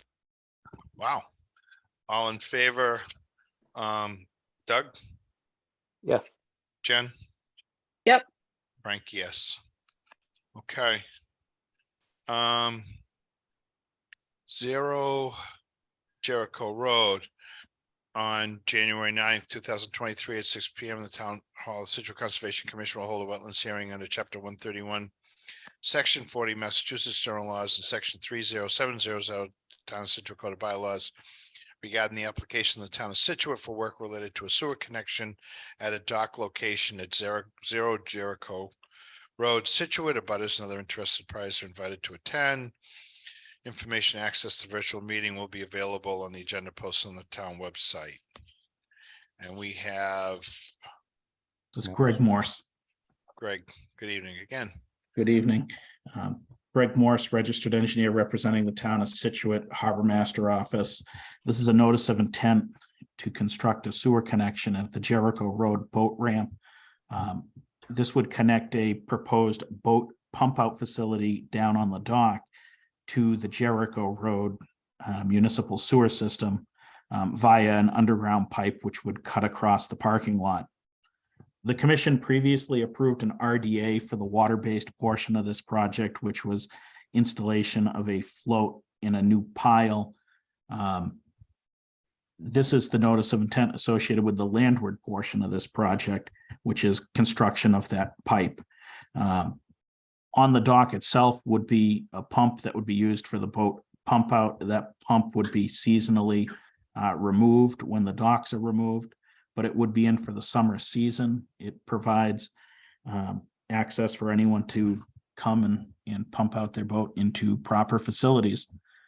DEP had no comments on this. The harbor master is anxious to get this done for the summer 23 boating season. I turn it over to you. Okay, Amy.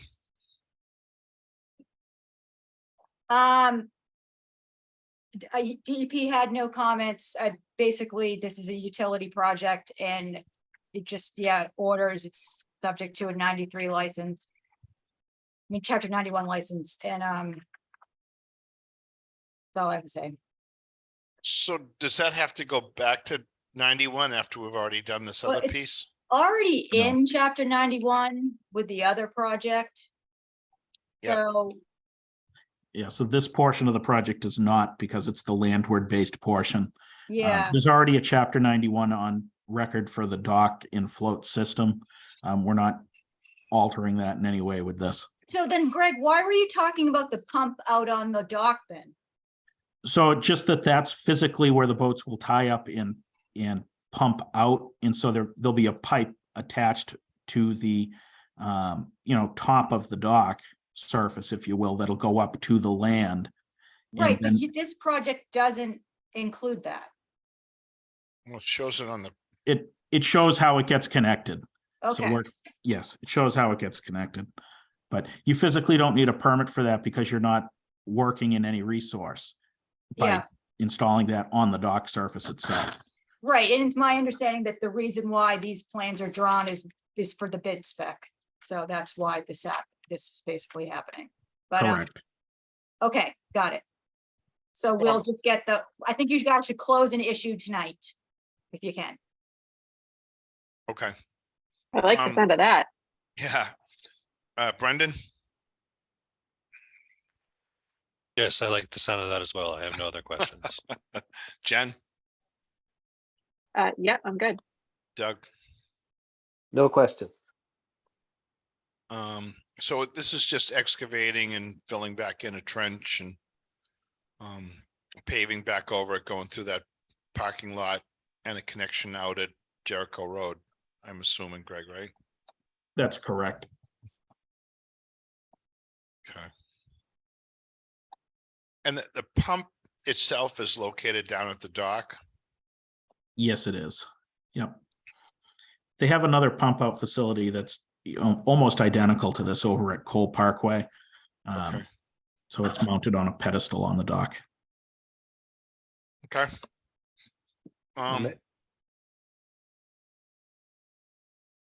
Doug, Richard, did you have a question? No, unless somebody else has a question, I was going to make a motion to close an issue. Okay, we don't have anybody in the audience for this, right? Okay. Take that motion. I'll make a motion to close an issue for Jericho Road dock sewer connection. It's Richard. How about a second? I'll second that. Second from Jen. Or from Jen. I thought it was Jen. I thought I Right. heard. Okay, Jim. Totally. All in favor, Doug? I want to go back and rewind and find out who got in. I'll give you a yes. And Brendan Yes. and Frankie. Yes. Let's be fair. Look how much fun we have with Jen's back. Yeah. I know. Are you saying that Penny's not fun? Oh, well, Penny's fun, but she's not here. It's Jen tonight. Okay. This meeting is being recorded. Be There we careful go. with your answers. I'm glad you're back. Okay. I think we got that one. Atlantic Avenue. Determination. This was the site that is the private road between Barrett and Seaview. And Yeah. commissioners actually, now it's really, well, Brendan and Richard were Right. there. Unfortunately, Penny and Andy were also there, but now they're not on the meeting. But that's good that Richard and Brendan are here. So that's Mhm. good. At least we can go off of them. Mhm. Right, guys? Yep. Well, I'll speak for me. I can't speak for Brendan. He was there, though. I know that. Yeah. Yeah, so we walked the road, we drove the road, rocked the road, and saw that there's a couple of potholes. Well, I saw there were a couple of potholes on Seaview, on I'm the sorry, on Seaview side. Atlantic, Atlantic side, right. But Atlantic on I- near Seaview. yeah, but my opinion is, if anybody's asking, is that's not enough to resurface the whole thing. Yeah, I do think that Barrett needs some help. I don't think that Seaview needs any help. It's all dirt, and I think to pave it is only going to exacerbate the flow of water from the ocean to the river. Now, that's just my opinion. I don't know what anybody else thinks. I agree with you, Rich.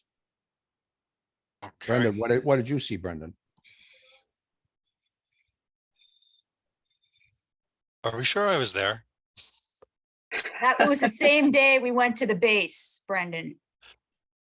I did not go to the base. Oh, that's right. He wasn't. He was gonna come and he couldn't. I was supposed to go and then I couldn't. I had a meeting. Oh, that's it. Oh, That was it was- Andy, just Andy and Penny. Yep. I'm glad. I thought I was literally like, oh my God. Okay. Yeah, Well, anyway, you still have my opinion. yeah, I agree. And I quite sure that that was Andy and Penny were in agreement. So Um, right like now, this road is discussed with them. unpaved. Is that right? No, it's No, it's Atlantic is, paved. right. Atlantic is paved and it does have a couple of shallow spots that are not so good, not enough that you can't go by it or use it. But, you know, it probably would be nice if they were filled in. The one that I think is really difficult is Barrett, and I still wouldn't have it paved. I'd still have it leveled out or graded or something, but I would never have it paved. And I just don't think there's anything to do with Seaview. Again, only my opinion. I did have one of the people who lives on the corner of Barrett and Atlantic stop and visit me, and I told him what I thought, and he agreed. I don't know if he's listening tonight. He said he might be, but he was headed back to Florida. But I know at least that one person thought that fit with what his opinion was. Okay. I'm kind of drawing a blank on all of this. It's been a while. So it's, yeah, that this will refresh it. It's the secondary road parallel to Central, Frank. Yep. So it's, and there's houses that, you know, run in between, but you can see clearly there's like a really well vegetated coastal dune. That's, I mean, it's a beach, right? So it's the beach is moving, shifting, migrating. Okay. So can we give them some sort of permission to do maintenance, or what exactly are you recommending Well, that so they it's be allowed under to? the determination of applicability. We can give them a finding that allows them to repair, do some repair of the existing potholes.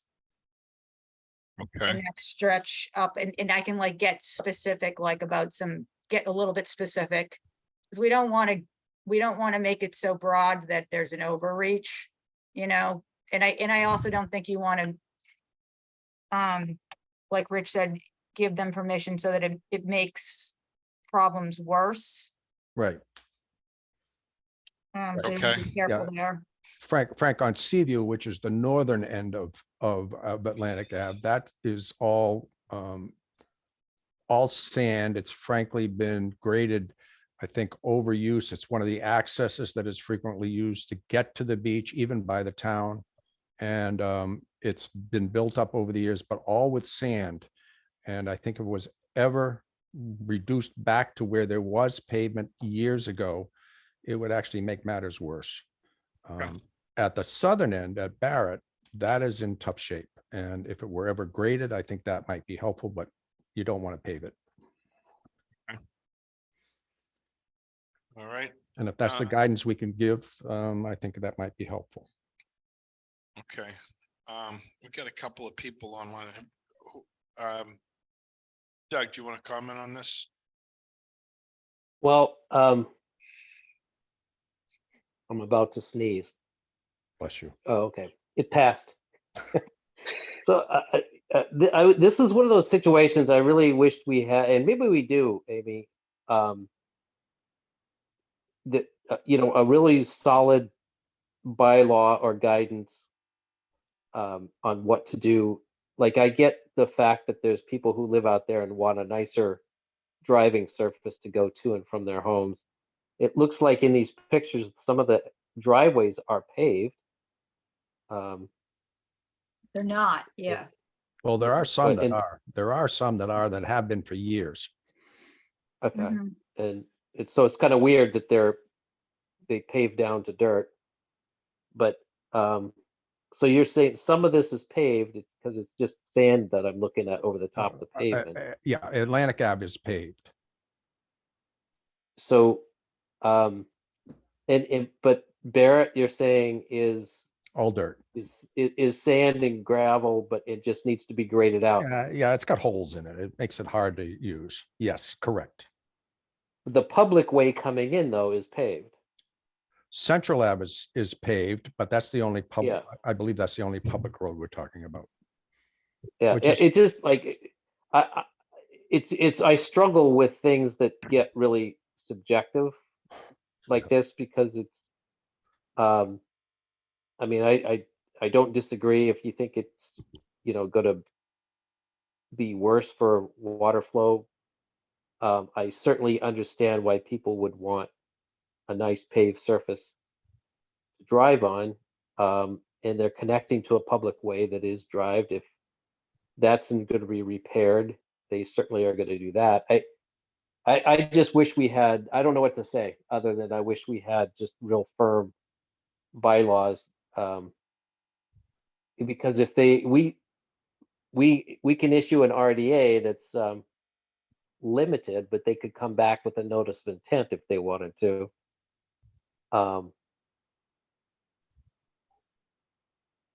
And I guess that's where we end up leaving them Yeah. in this meeting. But it seems like unclear. I don't know, like when it comes to structures and things like that, there's very clear regulations about we're not going to add new construction foundations on Hummerock. Okay, so we always have that to fall back on. This is something I've never, I guess, been involved with.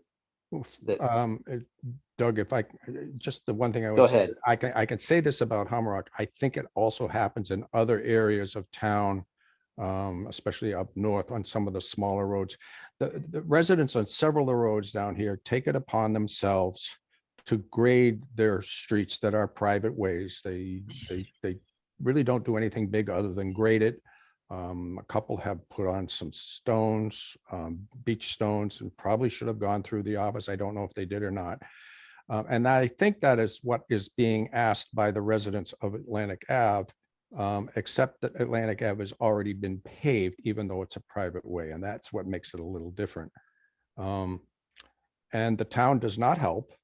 I don't mean that as a criticism of the town. They just don't.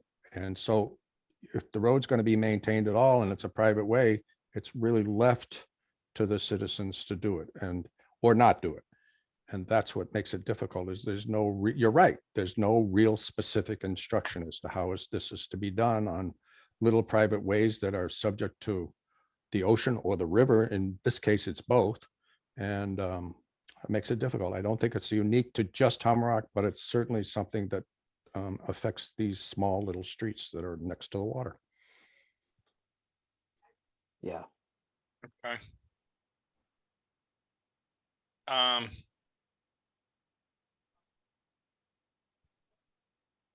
right, we got Doug, Jen.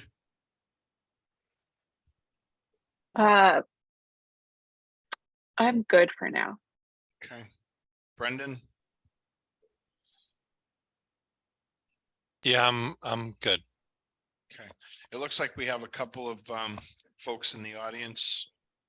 All right, and keeping in mind that we've already discussed this at depth one other time. Yep. No, it should be, discussions should be on issues that were brought up this evening and because so just we try to keep it. It's continue already, we've got a couple more hearings and we're going to lose a member. So right, because so we continue this just so that the commission could perform a site visit. yeah. So I'm gonna unmute Kevin Douglas. Okay. Just, do you want to state your name and address for the record, please? I think you're on, Mr. Douglas. Can you hear me? I can.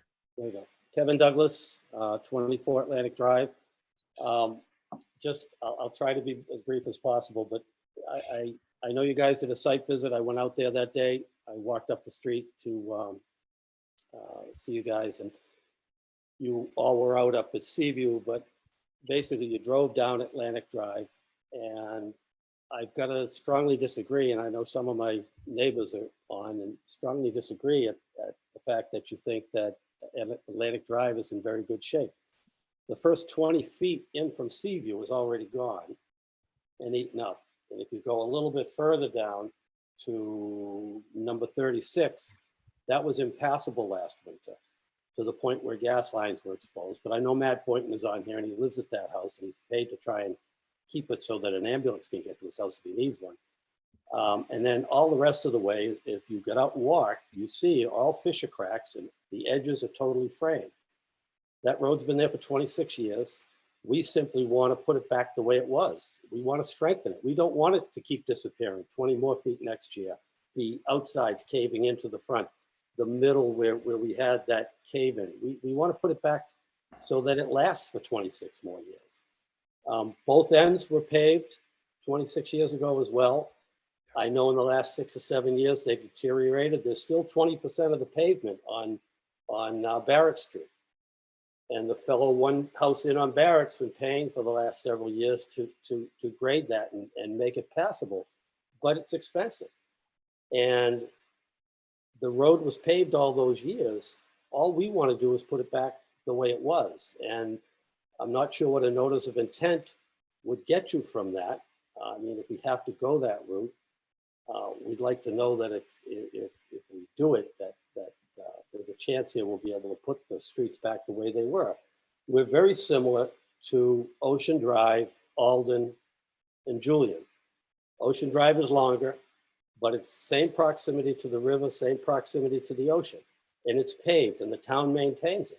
We've had to maintain these roads all these years, and we're looking to spend the money to maintain them, to continue to maintain them, put them back the way they were. If something happened up at Ocean Drive, the city would simply go in and repave it or fix it or patch it. We just want the same privilege that the city has with the streets that are town owned. I'm not sure what an NOI would give you for paving Atlantic. It's been paved all these years. I don't know what spending all that money on engineering is, how that's going to help you.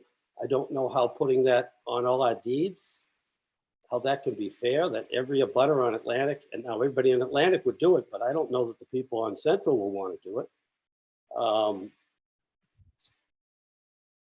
Anyway, just very frustrated that we can't keep our road safe. We can't keep it accessible to fire engines and ambulances. And I'll leave it to, I mean, basically, if you got my letter, I sent a letter after the October 3rd meeting. And I said, instead of looking at it as one major project, the two ends are 1,200 square feet. My driveway, which is paved, was 1,400 square feet, and you gave me permission to repave that after the storm 5 years ago. So you're talking the extent of my driveway 2 times on the ends, and then Atlantic just top coating it. Anyway, I'll defer to one of my neighbors or two. I know there's a few neighbors that wanted to speak. Okay. And we want to hear from folks that are on there, but if it's already been said, would appreciate it if it's not repeated. So who's up? John Farrell. Hi, yes, this is John Farrell at 14 Atlantic Drive. I'm the White House on the right in the middle picture. No, I just want to second everything Kevin said, which I agree with. I wasn't actually clear on why you wouldn't want to kind of repave Barrett since it was clearly repaved before, but Kevin basically answered that. Thank you. Thank you. Richard? Yes. There are two things. First of all, the one thing they're right about, but a big difference between Ocean Drive, which is in the south end, is it's a town street. And so the town does take care of it. They do not take care of private ways. So he's right, and it's very frustrating about that. And Barrett and Seaview both at one time were paved, but the concern currently is that if you pave them again, it increases under our current regulations, it increases the volume that goes straight down into the marsh or into the South River. Yeah. And that's, I think, the concern in terms of paving it. In terms of grading it, I think it should be graded. There's a second Richard that we just unmuted to. Rich. Okay. Yes, Looks like we got a couple more people. Go ahead. Richard Dubois, 26 Atlantic Drive. My concern with not paving is when the heavy machinery comes in to remove the cobble or snow or anything, that they're going to start digging down deep, and there's gas lines under there. At least with the pavement, the machinery, people that are driving the machinery have a base to go by. And not only once again, making it safe, like I will repeat what the neighbors said. Thank you. Okay, thank you. And Matthew?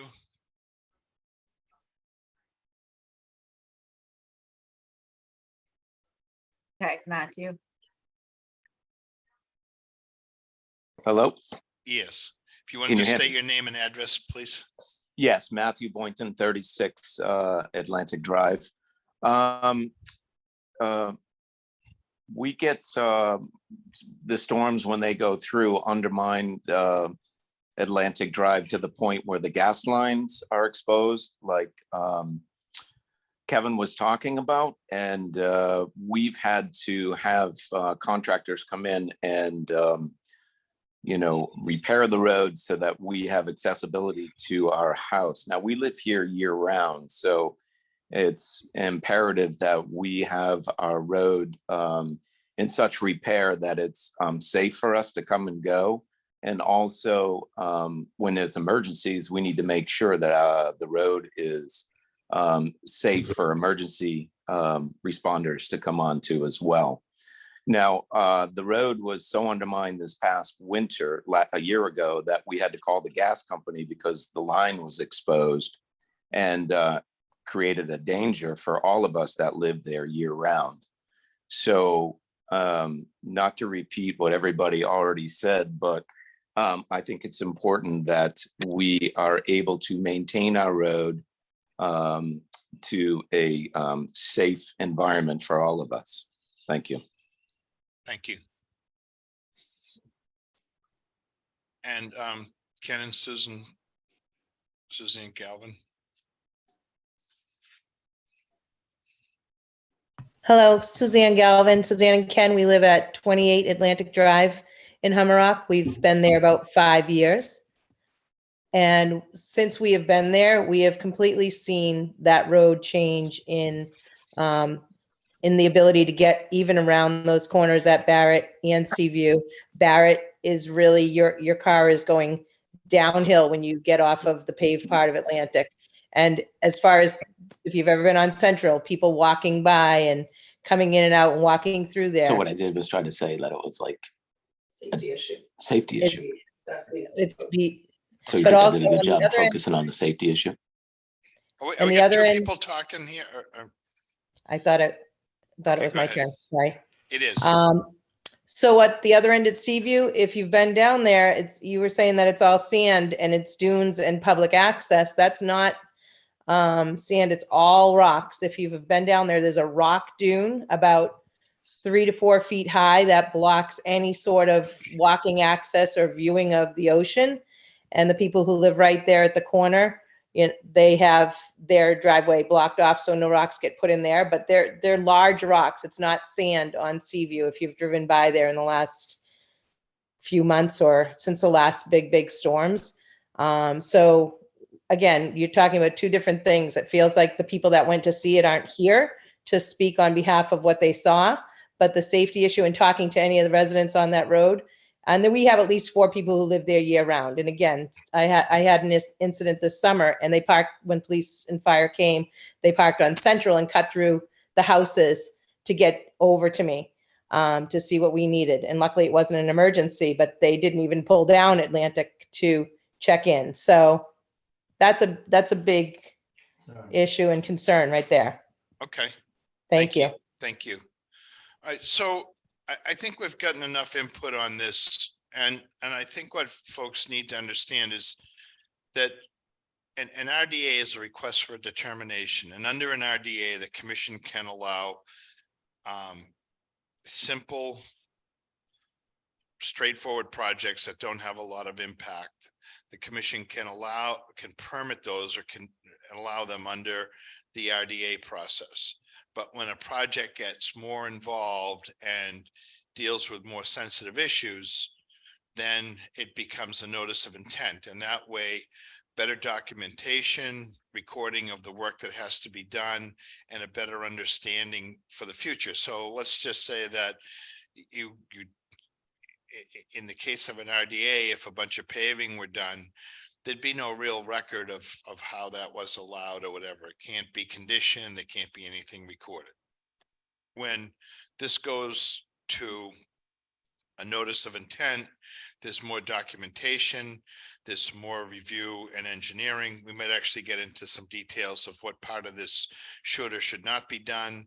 Also, is there some mitigating factors that should occur? If there's water running off the road, if there's other things that could wind up creating some erosion or whatnot. So the commission has the opportunity to, at this point, to say, you get a positive determination, which ultimately means that you have to file a notice of intent as opposed to do this under a more simplistic process with the IDA. And it seems to me that there's a lot of concerns here. There's safety, there's road work, there's all kinds of things, but there's enough going on here and the area that it's located in that this requires more detail than what's allowed under an RDA. And that's why in these cases, a positive determination would be the outcome. And then the applicant can decide if they want to move forward with a notice of intent, or if they want to back up and say, let's maybe take a different approach. Let's not do so much work or something like that. And then they could come back with a different application under an RDA. Does that make sense? Well, all it makes sense to me, Frank, and I know we do this a lot and folks don't get it. So we're not saying no to having work done there, but we're saying that there's enough work there and enough different pieces that the commission doesn't feel that this project is permissible under an RDA. Is that, you guys comfortable with that? Rich? I am comfortable with that, and I would suggest a positive finding on this. Okay, so that's what we're going with, the positive, not So like let's take pothole finding. Okay, I'll need a vote. So I'll take a motion for something. Would it be a positive one, Amy? it would just be a positive finding.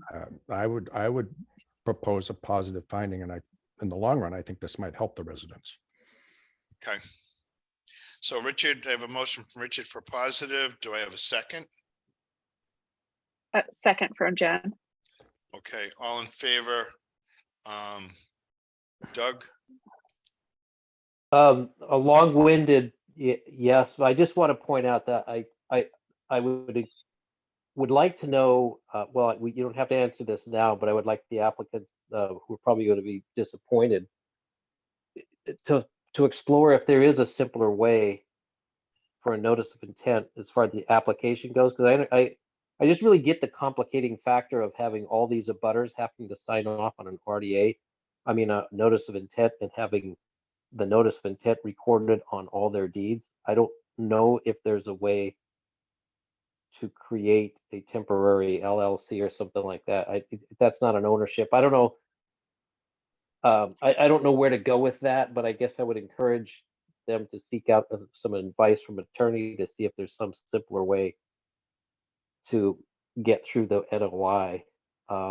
Because I personally, think it's a good idea to repair the roadway the way that they're describing it for all the reasons that they described it. I'm also understanding as an RDA, it's a much larger project than what is ever typically granted under that particular bylaw. So, but yeah, so I'm gonna. What's the question? Do I say yes or no now, Frank? I'm so long-winded. If you're in favor, it's a positive. It's a if you're in positive favor of a determination. positive finding, then the answer would be you would give a yes. Yeah, a disheartened yes, but yeah. Okay. Brendan? Yes. Okay. And Frank, yes. So is a positive finding for that. If the applicants have other questions or ideas, if they want to try to come back with something alternate to that, then we can go from there. All right.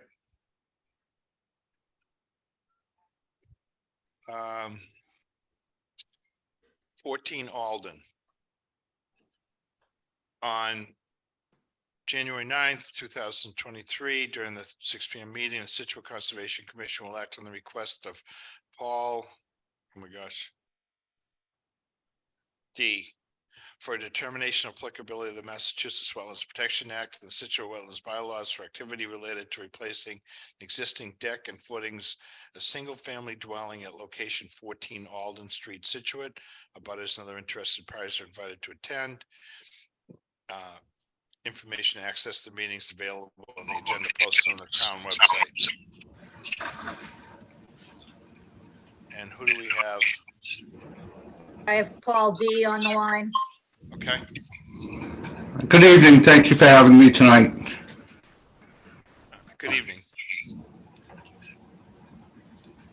We hear you. Paul? Yes. Yeah, we can hear you. Your volume's pretty loud. I don't know if you can adjust that a little bit. Okay. I'll try to work that. Last year the insurance company came out and they determined that the deck was unsafe. So we're looking to replace it with the exact same footprint, no changes. But that's all we're seeking. Okay. And we have a drawing here for that. Richard? Yeah, I with don't, that area? yeah, in terms of the engineering aspect, I just want to know, how they're getting the work done and the size of the poles and all that stuff. But in general, I have no problem with it at all, and they do need it done. Okay. Doug? No questions. Jen?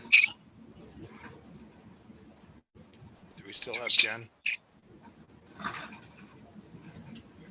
She might have Jen, gone. Jen, I think I saw her leave. Okay. She said that she had to get out a little after 8 o'clock. Yeah, Jen's gone. Sorry, 8:15. Brendan? Yeah, I have no questions. Okay. Amy? Sorry. Ed, yeah, it looks like it's, I just counted them. I think it's 10 sonotubes, 4, 5, 6, 7, 8, 9, 10. Yeah, 10 sonotubes. Is that right? Yep. For a deck appears to meet the requirements of a negative finding. Okay. Do you have anybody in the audience for this? I'll take a motion. Make a motion for -3. I'll second that. 14 Alden. Second from Brendan. All in favor, Doug? Yeah. Frank, yes. Okay. Number 30, Concord Street. On January 9th, 2023, during the 6 p.m. meeting, the Central Conservation Commission will act on the request of Tom and Karen E. for a determination of applicability of the Massachusetts Wetlands Protection Act and the Scituate Wetlands bylaws for activity related to replacing a deck with a patio, a single-family dwelling at 30 Concord Street, Scituate. Abutters and other interested parties are invited to attend. Information to access the meetings available posted on the website. So I had unmuted Tom. We are here, yes. Karen and Tom. Just give us your 30 Concord. address. Yep. 30 Concord. Okay. And just give us a little explanation, Tom, please. So we were hoping to replace the deck that you see before you with a patio of similar footprint. Smaller. Slightly smaller. Okay. What would the patio be? We're going to shift off to members, but just a real quick one. What would the patio be made of, Tom? This is Karen speaking. Karen. It would be built with paver stones. Okay, thank you. Approximately 455 square feet. So a little bit smaller than what you're seeing right now. Great. Okay. Sorry. I'm going to let Richard go again, only because that's his neck of the woods. Yeah, I'm almost, I don't know these people, but I'm almost a neighbor and I know the house very well, and just go with it. It's actually an improvement for the area. Thank you. Doug? No, that answered my question. I was wondering what resource area we're in here, but it's on Humrock. So yep, it sure is. I get it. Okay. Yeah, no, I'm good. There are 2 houses from the ocean, or maybe 3. Okay. Yeah. Okay. Brendan? I have no questions. Amy? Yeah, it seems pretty straightforward. It appears to meet the findings of a negative requirement, barrier beach, coastal dune. And good luck with your project. Thank you. Just if I could, so you're gonna tear up that deck and dispose of it properly. And then there's gonna be some excavation required and a suitable base for the patio and whatnot. And there's processes in doing that that make sure that that patio is pervious. Putting down Yes. the right kind of materials. So if you're gonna be doing some grading, someone's either Bobcat or something like that. So you want to make sure that you don't disturb the areas outside of that location, or whatever gets disturbed gets cleaned up. And then kind of following the instructions of making a pervious application, as opposed to one where you might grout this with like a sealer that doesn't allow water to go through. There's definitely a lot of the paver companies have very specific means and methods to make sure that the patio remains pervious, and that's what we would be allowing here. Yes. Okay. Yes. Sure. Anybody else? Okay, take a I'll make a motion. motion for a -3. A second. I'll second that. Brendan? Yes. Doesn't sound like Brendan at all. Doug? Yes. All in favor, Doug? You got it. Yes. You said yes. And Frank, yes. Great, thank you. Thank you. And then we have 102 Glades Road on January 9th, 2023, during the 6 p.m. meeting, Situate Conservation Commission will act on the request of Home Improvement Plus for determination of applicability of the Massachusetts Wetlands Protection Act and the Scituate Wetlands bylaws for activity related to 2 footings at a single-family dwelling located at 102R Glades Road, Scituate. Abutters and other interested parties are invited to attend. Information to access the meeting is available, posted on the town website. Amy? I gotta go down to Glades because there's a lot of work going on down in Glades Road. That's all I can tell you. This Glades Road is on fire. Okay, Is there anybody representing the there should be Nathaniel Smith. There's Smith on here. Home Improvement Plus.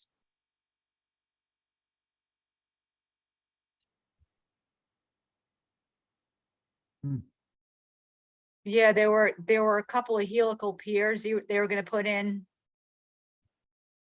We can either, if there's nobody on here, Frank, we can either continue this to the next meeting. I mean, if it's a couple of helical piers, I'm. It's pretty straight. I mean, it's a small job, you know? Is there much removal or just, Is there much what? is there much to be removed? I'm.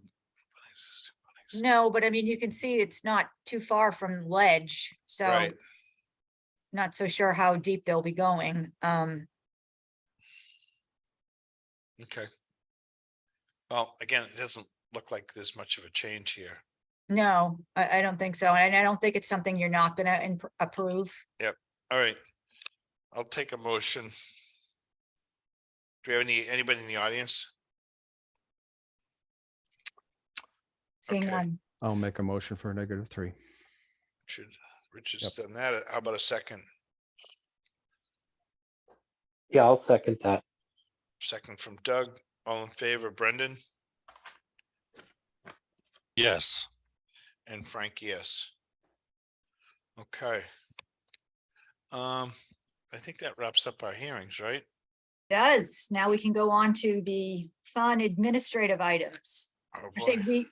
before, we've got two two items of little bit significance on the administrative items that I think we've got people still on the call that I would like you to get to. Okay. The first one, Scott Fanara has his hand up for, and it is Derek Delmonico's, just a request. It's not the public hearing, it's just to review what would be a request to existing orders at a site that you guys have conditioned on Circuit Ave, actually right next to that Harold project that was conditioned earlier in the summer, a couple times in the fall too. Right on First Cliff. I think you guys are all familiar with it. But he wants to, I'll put Scott on as an engineer from Grady Consultants, and the owner would like to modify that project a little bit, so they can just review what they have planned, and if it's, what you would consider something that is allowed, like not as a separate NOI, but something that might be considered as an amendment, not overly newly significant, then you could advertise it to be held as a public hearing at a separate meeting date. Probably not the next meeting, but maybe a following meeting in February. We can get that on. And this one also, by the way, has a stormwater permit, so it would also impact the stormwater permit for this project as well. So I think we might have to bring in the peer review that reviewed that stormwater permit, just to make sure that these changes also are not going to impact the stormwater management plan that was proposed, which Grady is saying it wouldn't have impact, like they're exchanging one for another, but just want to make sure that everything checks out. But anyways, I'm gonna put Scott, the PE from Grady, on. Okay. Okay, Good evening. Scott, you're on. Thank you, Amy. Yep, Scott Fanara with Grady Consulting. Also with this is the client, Derek Lamonaco. We understand this is not a public hearing, but we thought it might just be beneficial for us to kind of give you a rundown of the changes. So this property here, we submitted a notice of intent and a stormwater. It was approved last year. It was a raise and rebuild. There's a existing stormwater system that was put in place. And what the applicant is proposing here is to put in a pool, which would be an elevated pool just off the rear patio of the house. We have a drawing for that? Sorry. I think it's the next slide there. Yep. So to mitigate the increase in impervious coverage of that pool, he decided to reduce the square footage of that proposed driveway. So essentially what you're looking at there, that the approved proposed driveway extended almost all the way to the property line to the left. He also cut back on a few of the walkways. We also ran the stormwater calcs on this just to prove, and that's on the right side of the sheet with the coverages, the peak flows, volumes. Just to prove that the peak flows and the peak volumes are not increasing. They're actually decreasing from the initial existing conditions of the site. So that's part one of what we're proposing here. Part two is also right back by the seawall there. We're proposing to just kind of beef up that seawall. The water's been coming over, and the existing riprap, it's just kind of splashing over onto the lawn. So he's proposing to scrape that down a little bit and put some large boulders on top, just to kind of protect his lawn there. There's just one more point about the pool. Just want to point out that area back there, that's all existing lawn. We are outside the 50-foot buffer.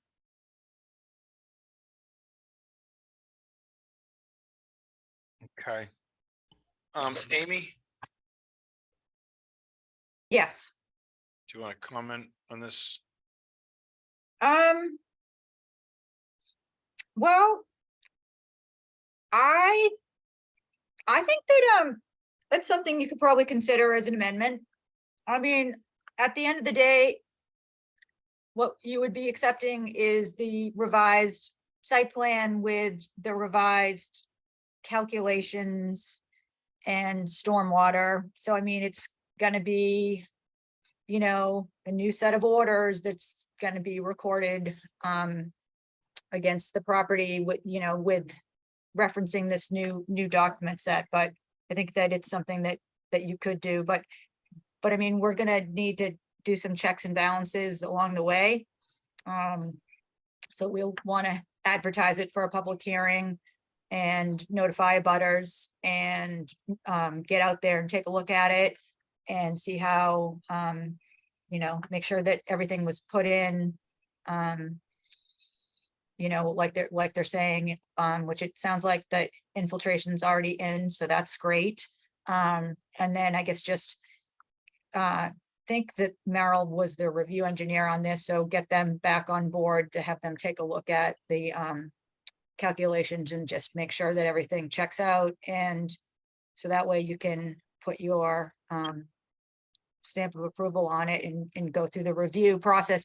You're kind of reviewing it just like a new notice of intent, honestly, even though you have an approved project here, you're still going to want to consider the same things that you would under a notice of intent review, as far as interests of the Wetlands Protection Act and, storm damage prevention, flood control, and interests like that. So you'll still want to evaluate those same principles when you consider this site, but I do think you can take it this way. Hey, can I'm just looking at two plans here. The one that on the left is the house that was demolished, I believe.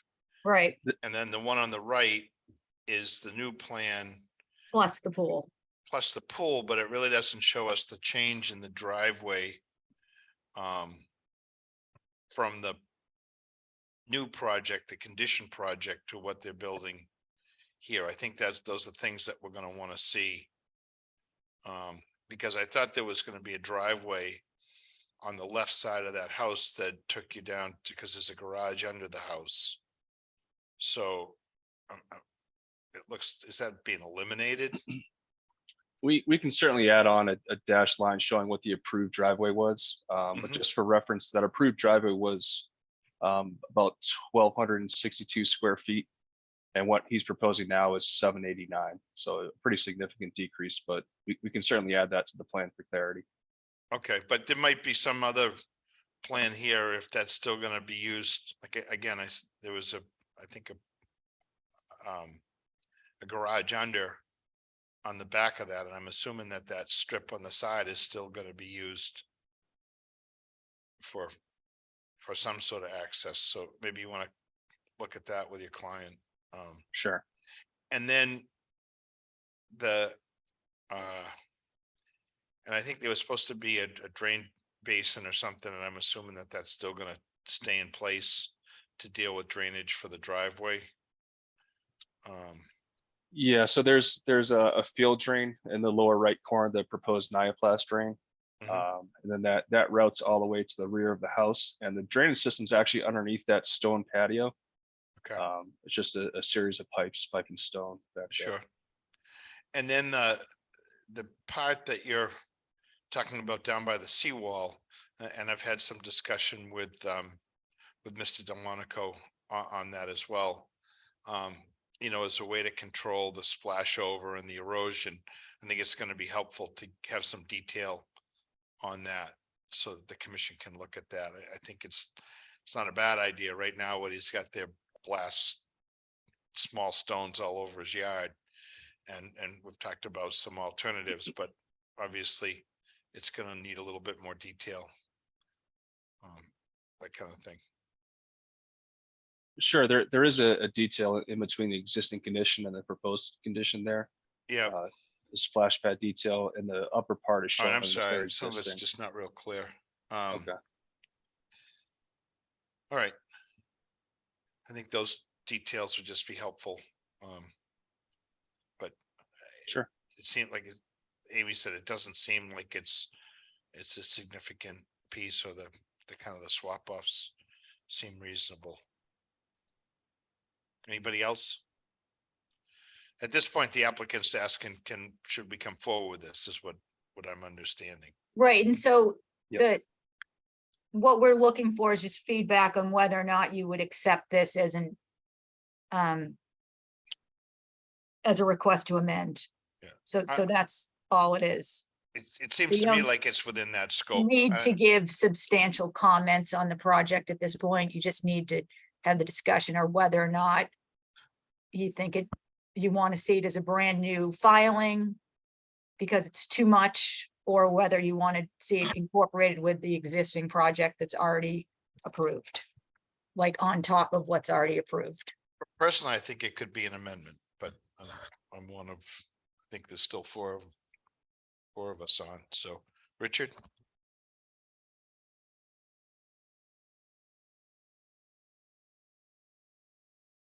Doug, what's your thoughts? I would consider an amendment as well. And I would just echo that this plan is kind of existing versus proposed. We probably would want to see permit or conditioned and amendment, the differences. Right, as opposed to seeing what was the existing house, which is almost irrelevant now. Everybody will be able to see it clearly. I think it'll be pretty straightforward.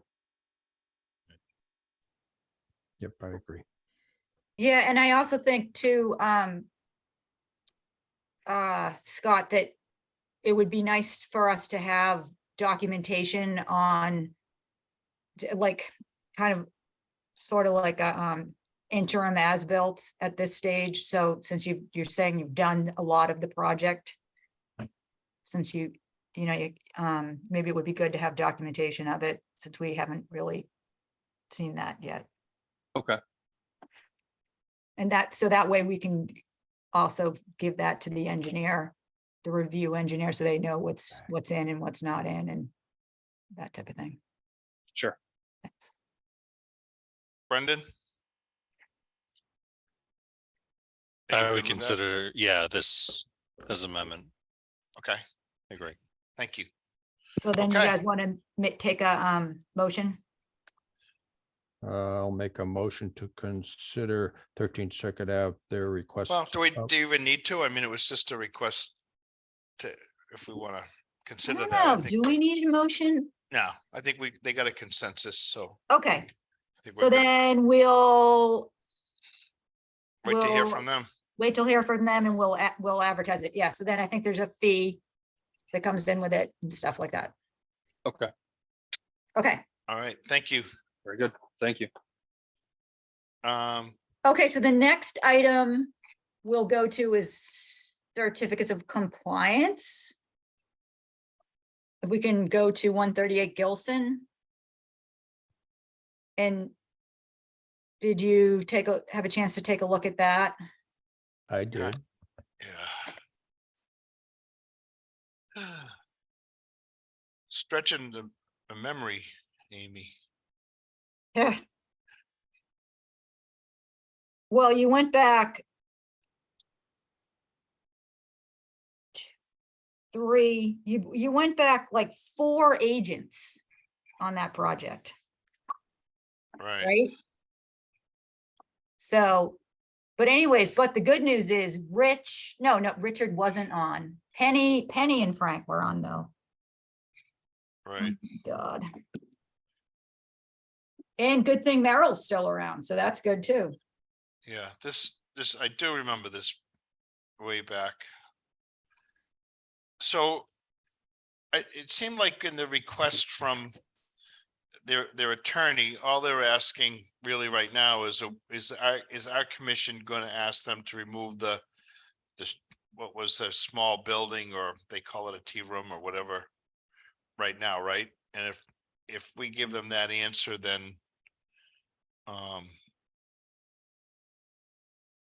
we'll get some more. They want they want an answer on that question, but we want to resolve this, right? So we want because what happened last time this property sold, Frank, is that no action was taken, and then the property sold and then nothing happened. Right. So it sold, the stormwater didn't get installed and it went to the next owner.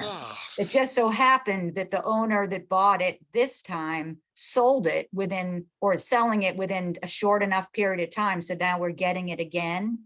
So this is your opportunity to now get those improvements that you passed on like 5 years ago and actually maybe get them done via a partial CFC perhaps. And so you can try to figure out how and what you want done. And I mean, we summed it up, like, we don't want to get, I guess it's like up to you on how far into the weeds you want to get on the summary of the case. But it's goes down to the fact that, like, it was a project that was permitted in, like, the short version, that Amy's short version was permitted in like 2010, 10-ish, right? And it was a new home with a garage and a pool. It was supposed to take down the smaller home, yada, yada, in a garage, in a driveway and stuff. They built the new home. They never built the pool. They never built the pool house. They never built the garage. They didn't take down the home. They put in the driveway, but they built the house, and they're also supposed to do stormwater improvements. I thought this was the short version. Yeah, So- well, okay. So they never did a lot of stuff, but anyways, but the house still remained. But then they came back and said, but can we keep the house? And you guys said yes, sort of along the way on that too. And there was, there was back and forth with the other people in town hall about that little building. So I think what you gotta just tell them, I'm looking at the letter from the attorney. Yeah, Like with 4 paragraphs, the most critical element for tonight's meeting from the standpoint of the Kirby's is the new buyer is whether or not they can keep the building that was supposed to be raised. I think we already told them they didn't have to do that. And the rest of it, they're gonna work with us on the initial order. So to your point, it's there's great. expired orders, so they Right. don't have any So it's great. existing orders. It's great that these people are coming back to Yeah. us. So. But there's well, also, there's a messed up title because there's an existing outstanding order on their title. So Right. it would be good for them to get a certificate of compliance. Okay, So so. All right. a partial would be good with an avenue to close it out. And do we need some surety that this stuff's gonna get done so that we're not back in this quagmire again? Right, and so we know that stormwater was part of it. I did review this with Merrill, the design engineer. I had an opportunity to have a brief conversation this afternoon about it. And we agreed that it really came down to probably the roof area and some gutters and maybe a few dry wells.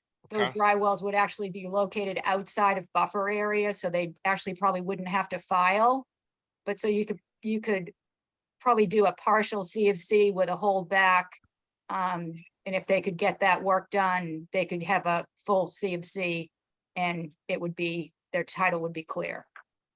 And we Okay, could, end of story. but that's not gonna get clear until we get some of those other pieces closed out. Right. Well, we'd need to have a site plan that showed that, and it would take a little bit of time for them to get that done. Right. Yeah, so it wouldn't happen overnight, but we So could get do we those do we pieces need in anything more than their guarantee that they're gonna pursue this? I mean, all they're gonna have is a partial CFC, which might allow them to close. but- Yeah, if we could get them, well, actually, I mean, I guess if somebody, I think there are people from that party are on the call. I don't know if there's anybody on the call that has the authority to say that that's what they would like to have happen, but anyways, I mean, I got the feeling that it was a good solution, and that was the direction that they might like to head, but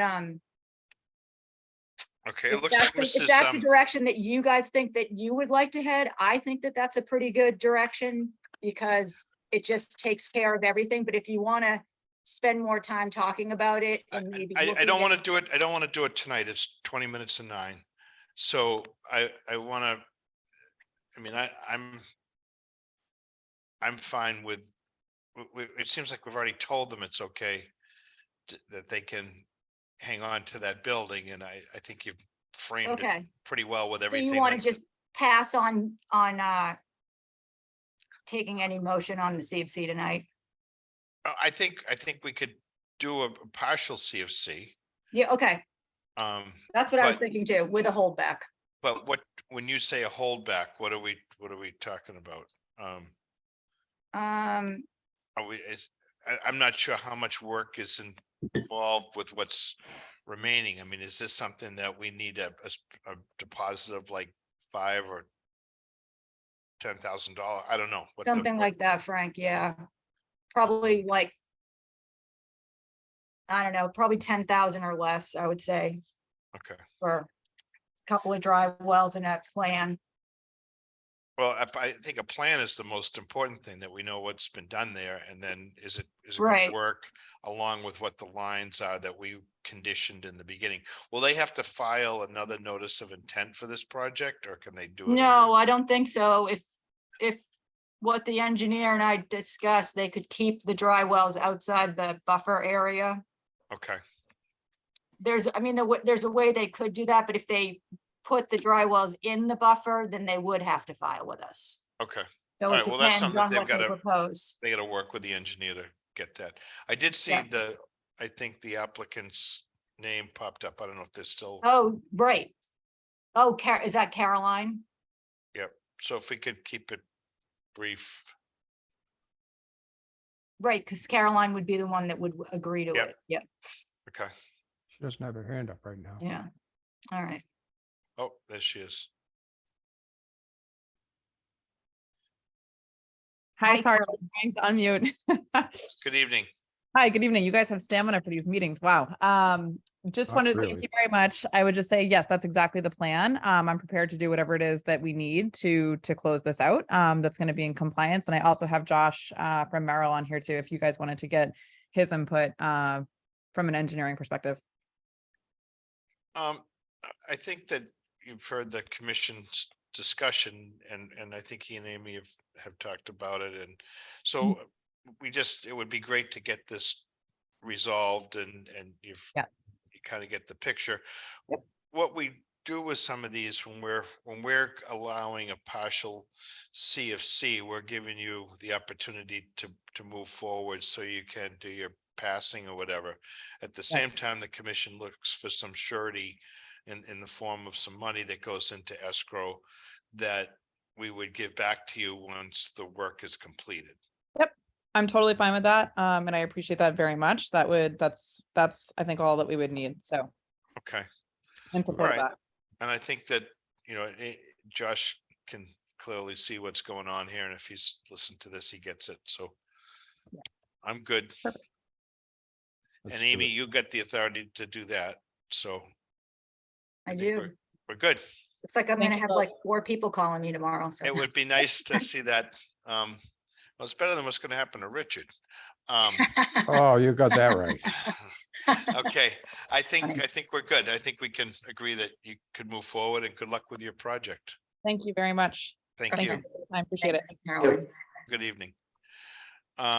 Orders of conditions for 54 Oceanside and 29 Ocean Drive.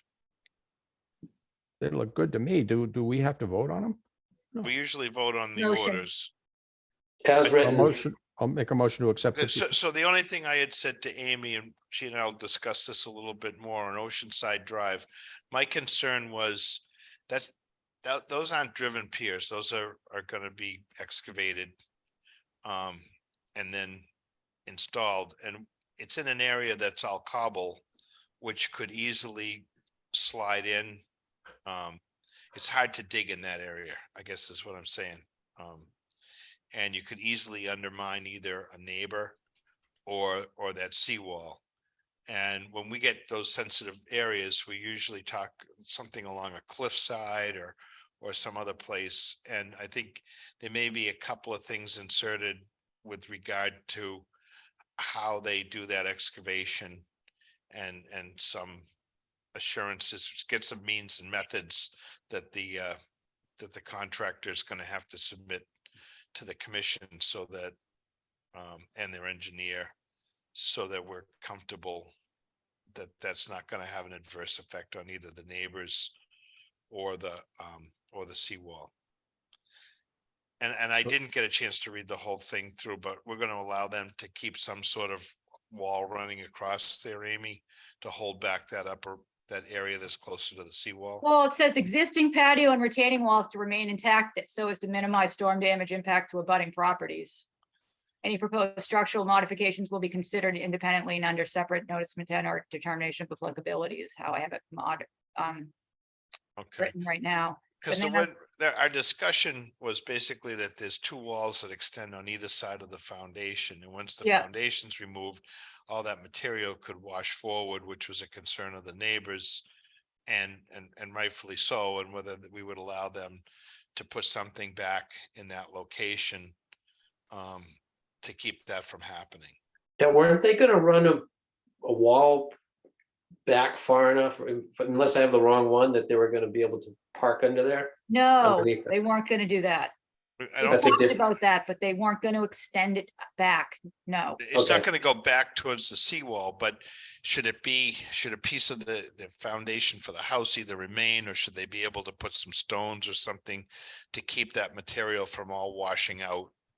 Right, Um, yeah, And also, you get it, Doug, I mean, when you're digging in all these marbles, and they just keep caving in, and you're so close to the property lines on either side of the seawall, so they need to be careful in doing that work. yeah. That's probably one of the reasons they're finding it so expensive to do that site. Yeah, because I confirmed it was 700 grand to Yeah, do the well, work. it's probably they're talking about having to drive sheeting or something, which just gets crazy money. So Wow. hopefully they can come up with another solution. But we don't want someone to just come in and say, oh, I can wing that one and get it done, because that could be a real mess. Okay, Yeah, yeah, could. all Yeah, right. but I also don't want them to come in and then have us like stamp their plan of attack and then us be on the hook for like going, oh, they said we should do it that way. You know? Well, I think Right. that, I think we need to know what that will be, and that we're clear with that, so that I think the neighbors have some at least assurance that we're concerned about those issues and they're going to be properly addressed. Yeah. So I just put methods of excavation of the foundation and for footings need to be reviewed so that it is clear as to the plan of installation. I mean, I'm not even sure that makes sense, but Oh, somewhere along that line. all right, Okay. well, I'll save that for now. Yep. Okay. All right. Okay. And I signed all the documents I was supposed to sign. I see there's a couple of missing slots. And then just most of our signs, kiosks, all those sort of things are done, with the exception of a couple of missing pieces that we're trying to work out with either the printer or just a couple little modified things. But if you go around, most of the kiosks are in and signs are up for the access and parking, and They're looking good, Frank. They're looking really good. finally, yeah, Thanks for all the hard work to all those workers that helped put them in. They really look great. it's looking good. Anybody else? No. Somebody's got to have something. What are we Happy looking New- for? Happy New Year. How about like a motion to adjourn? Oh, I'll make a motion to adjourn. Thank you, Brendan. How about I'll a second? second it. Second, Richard? Thanks, in everyone. Yeah, Happy New Year. Yeah. Thank you. Yes, and Frank, yes. Happy New Year. Have a good night. Thank You you. too. Thanks. Good night. Night. Bye.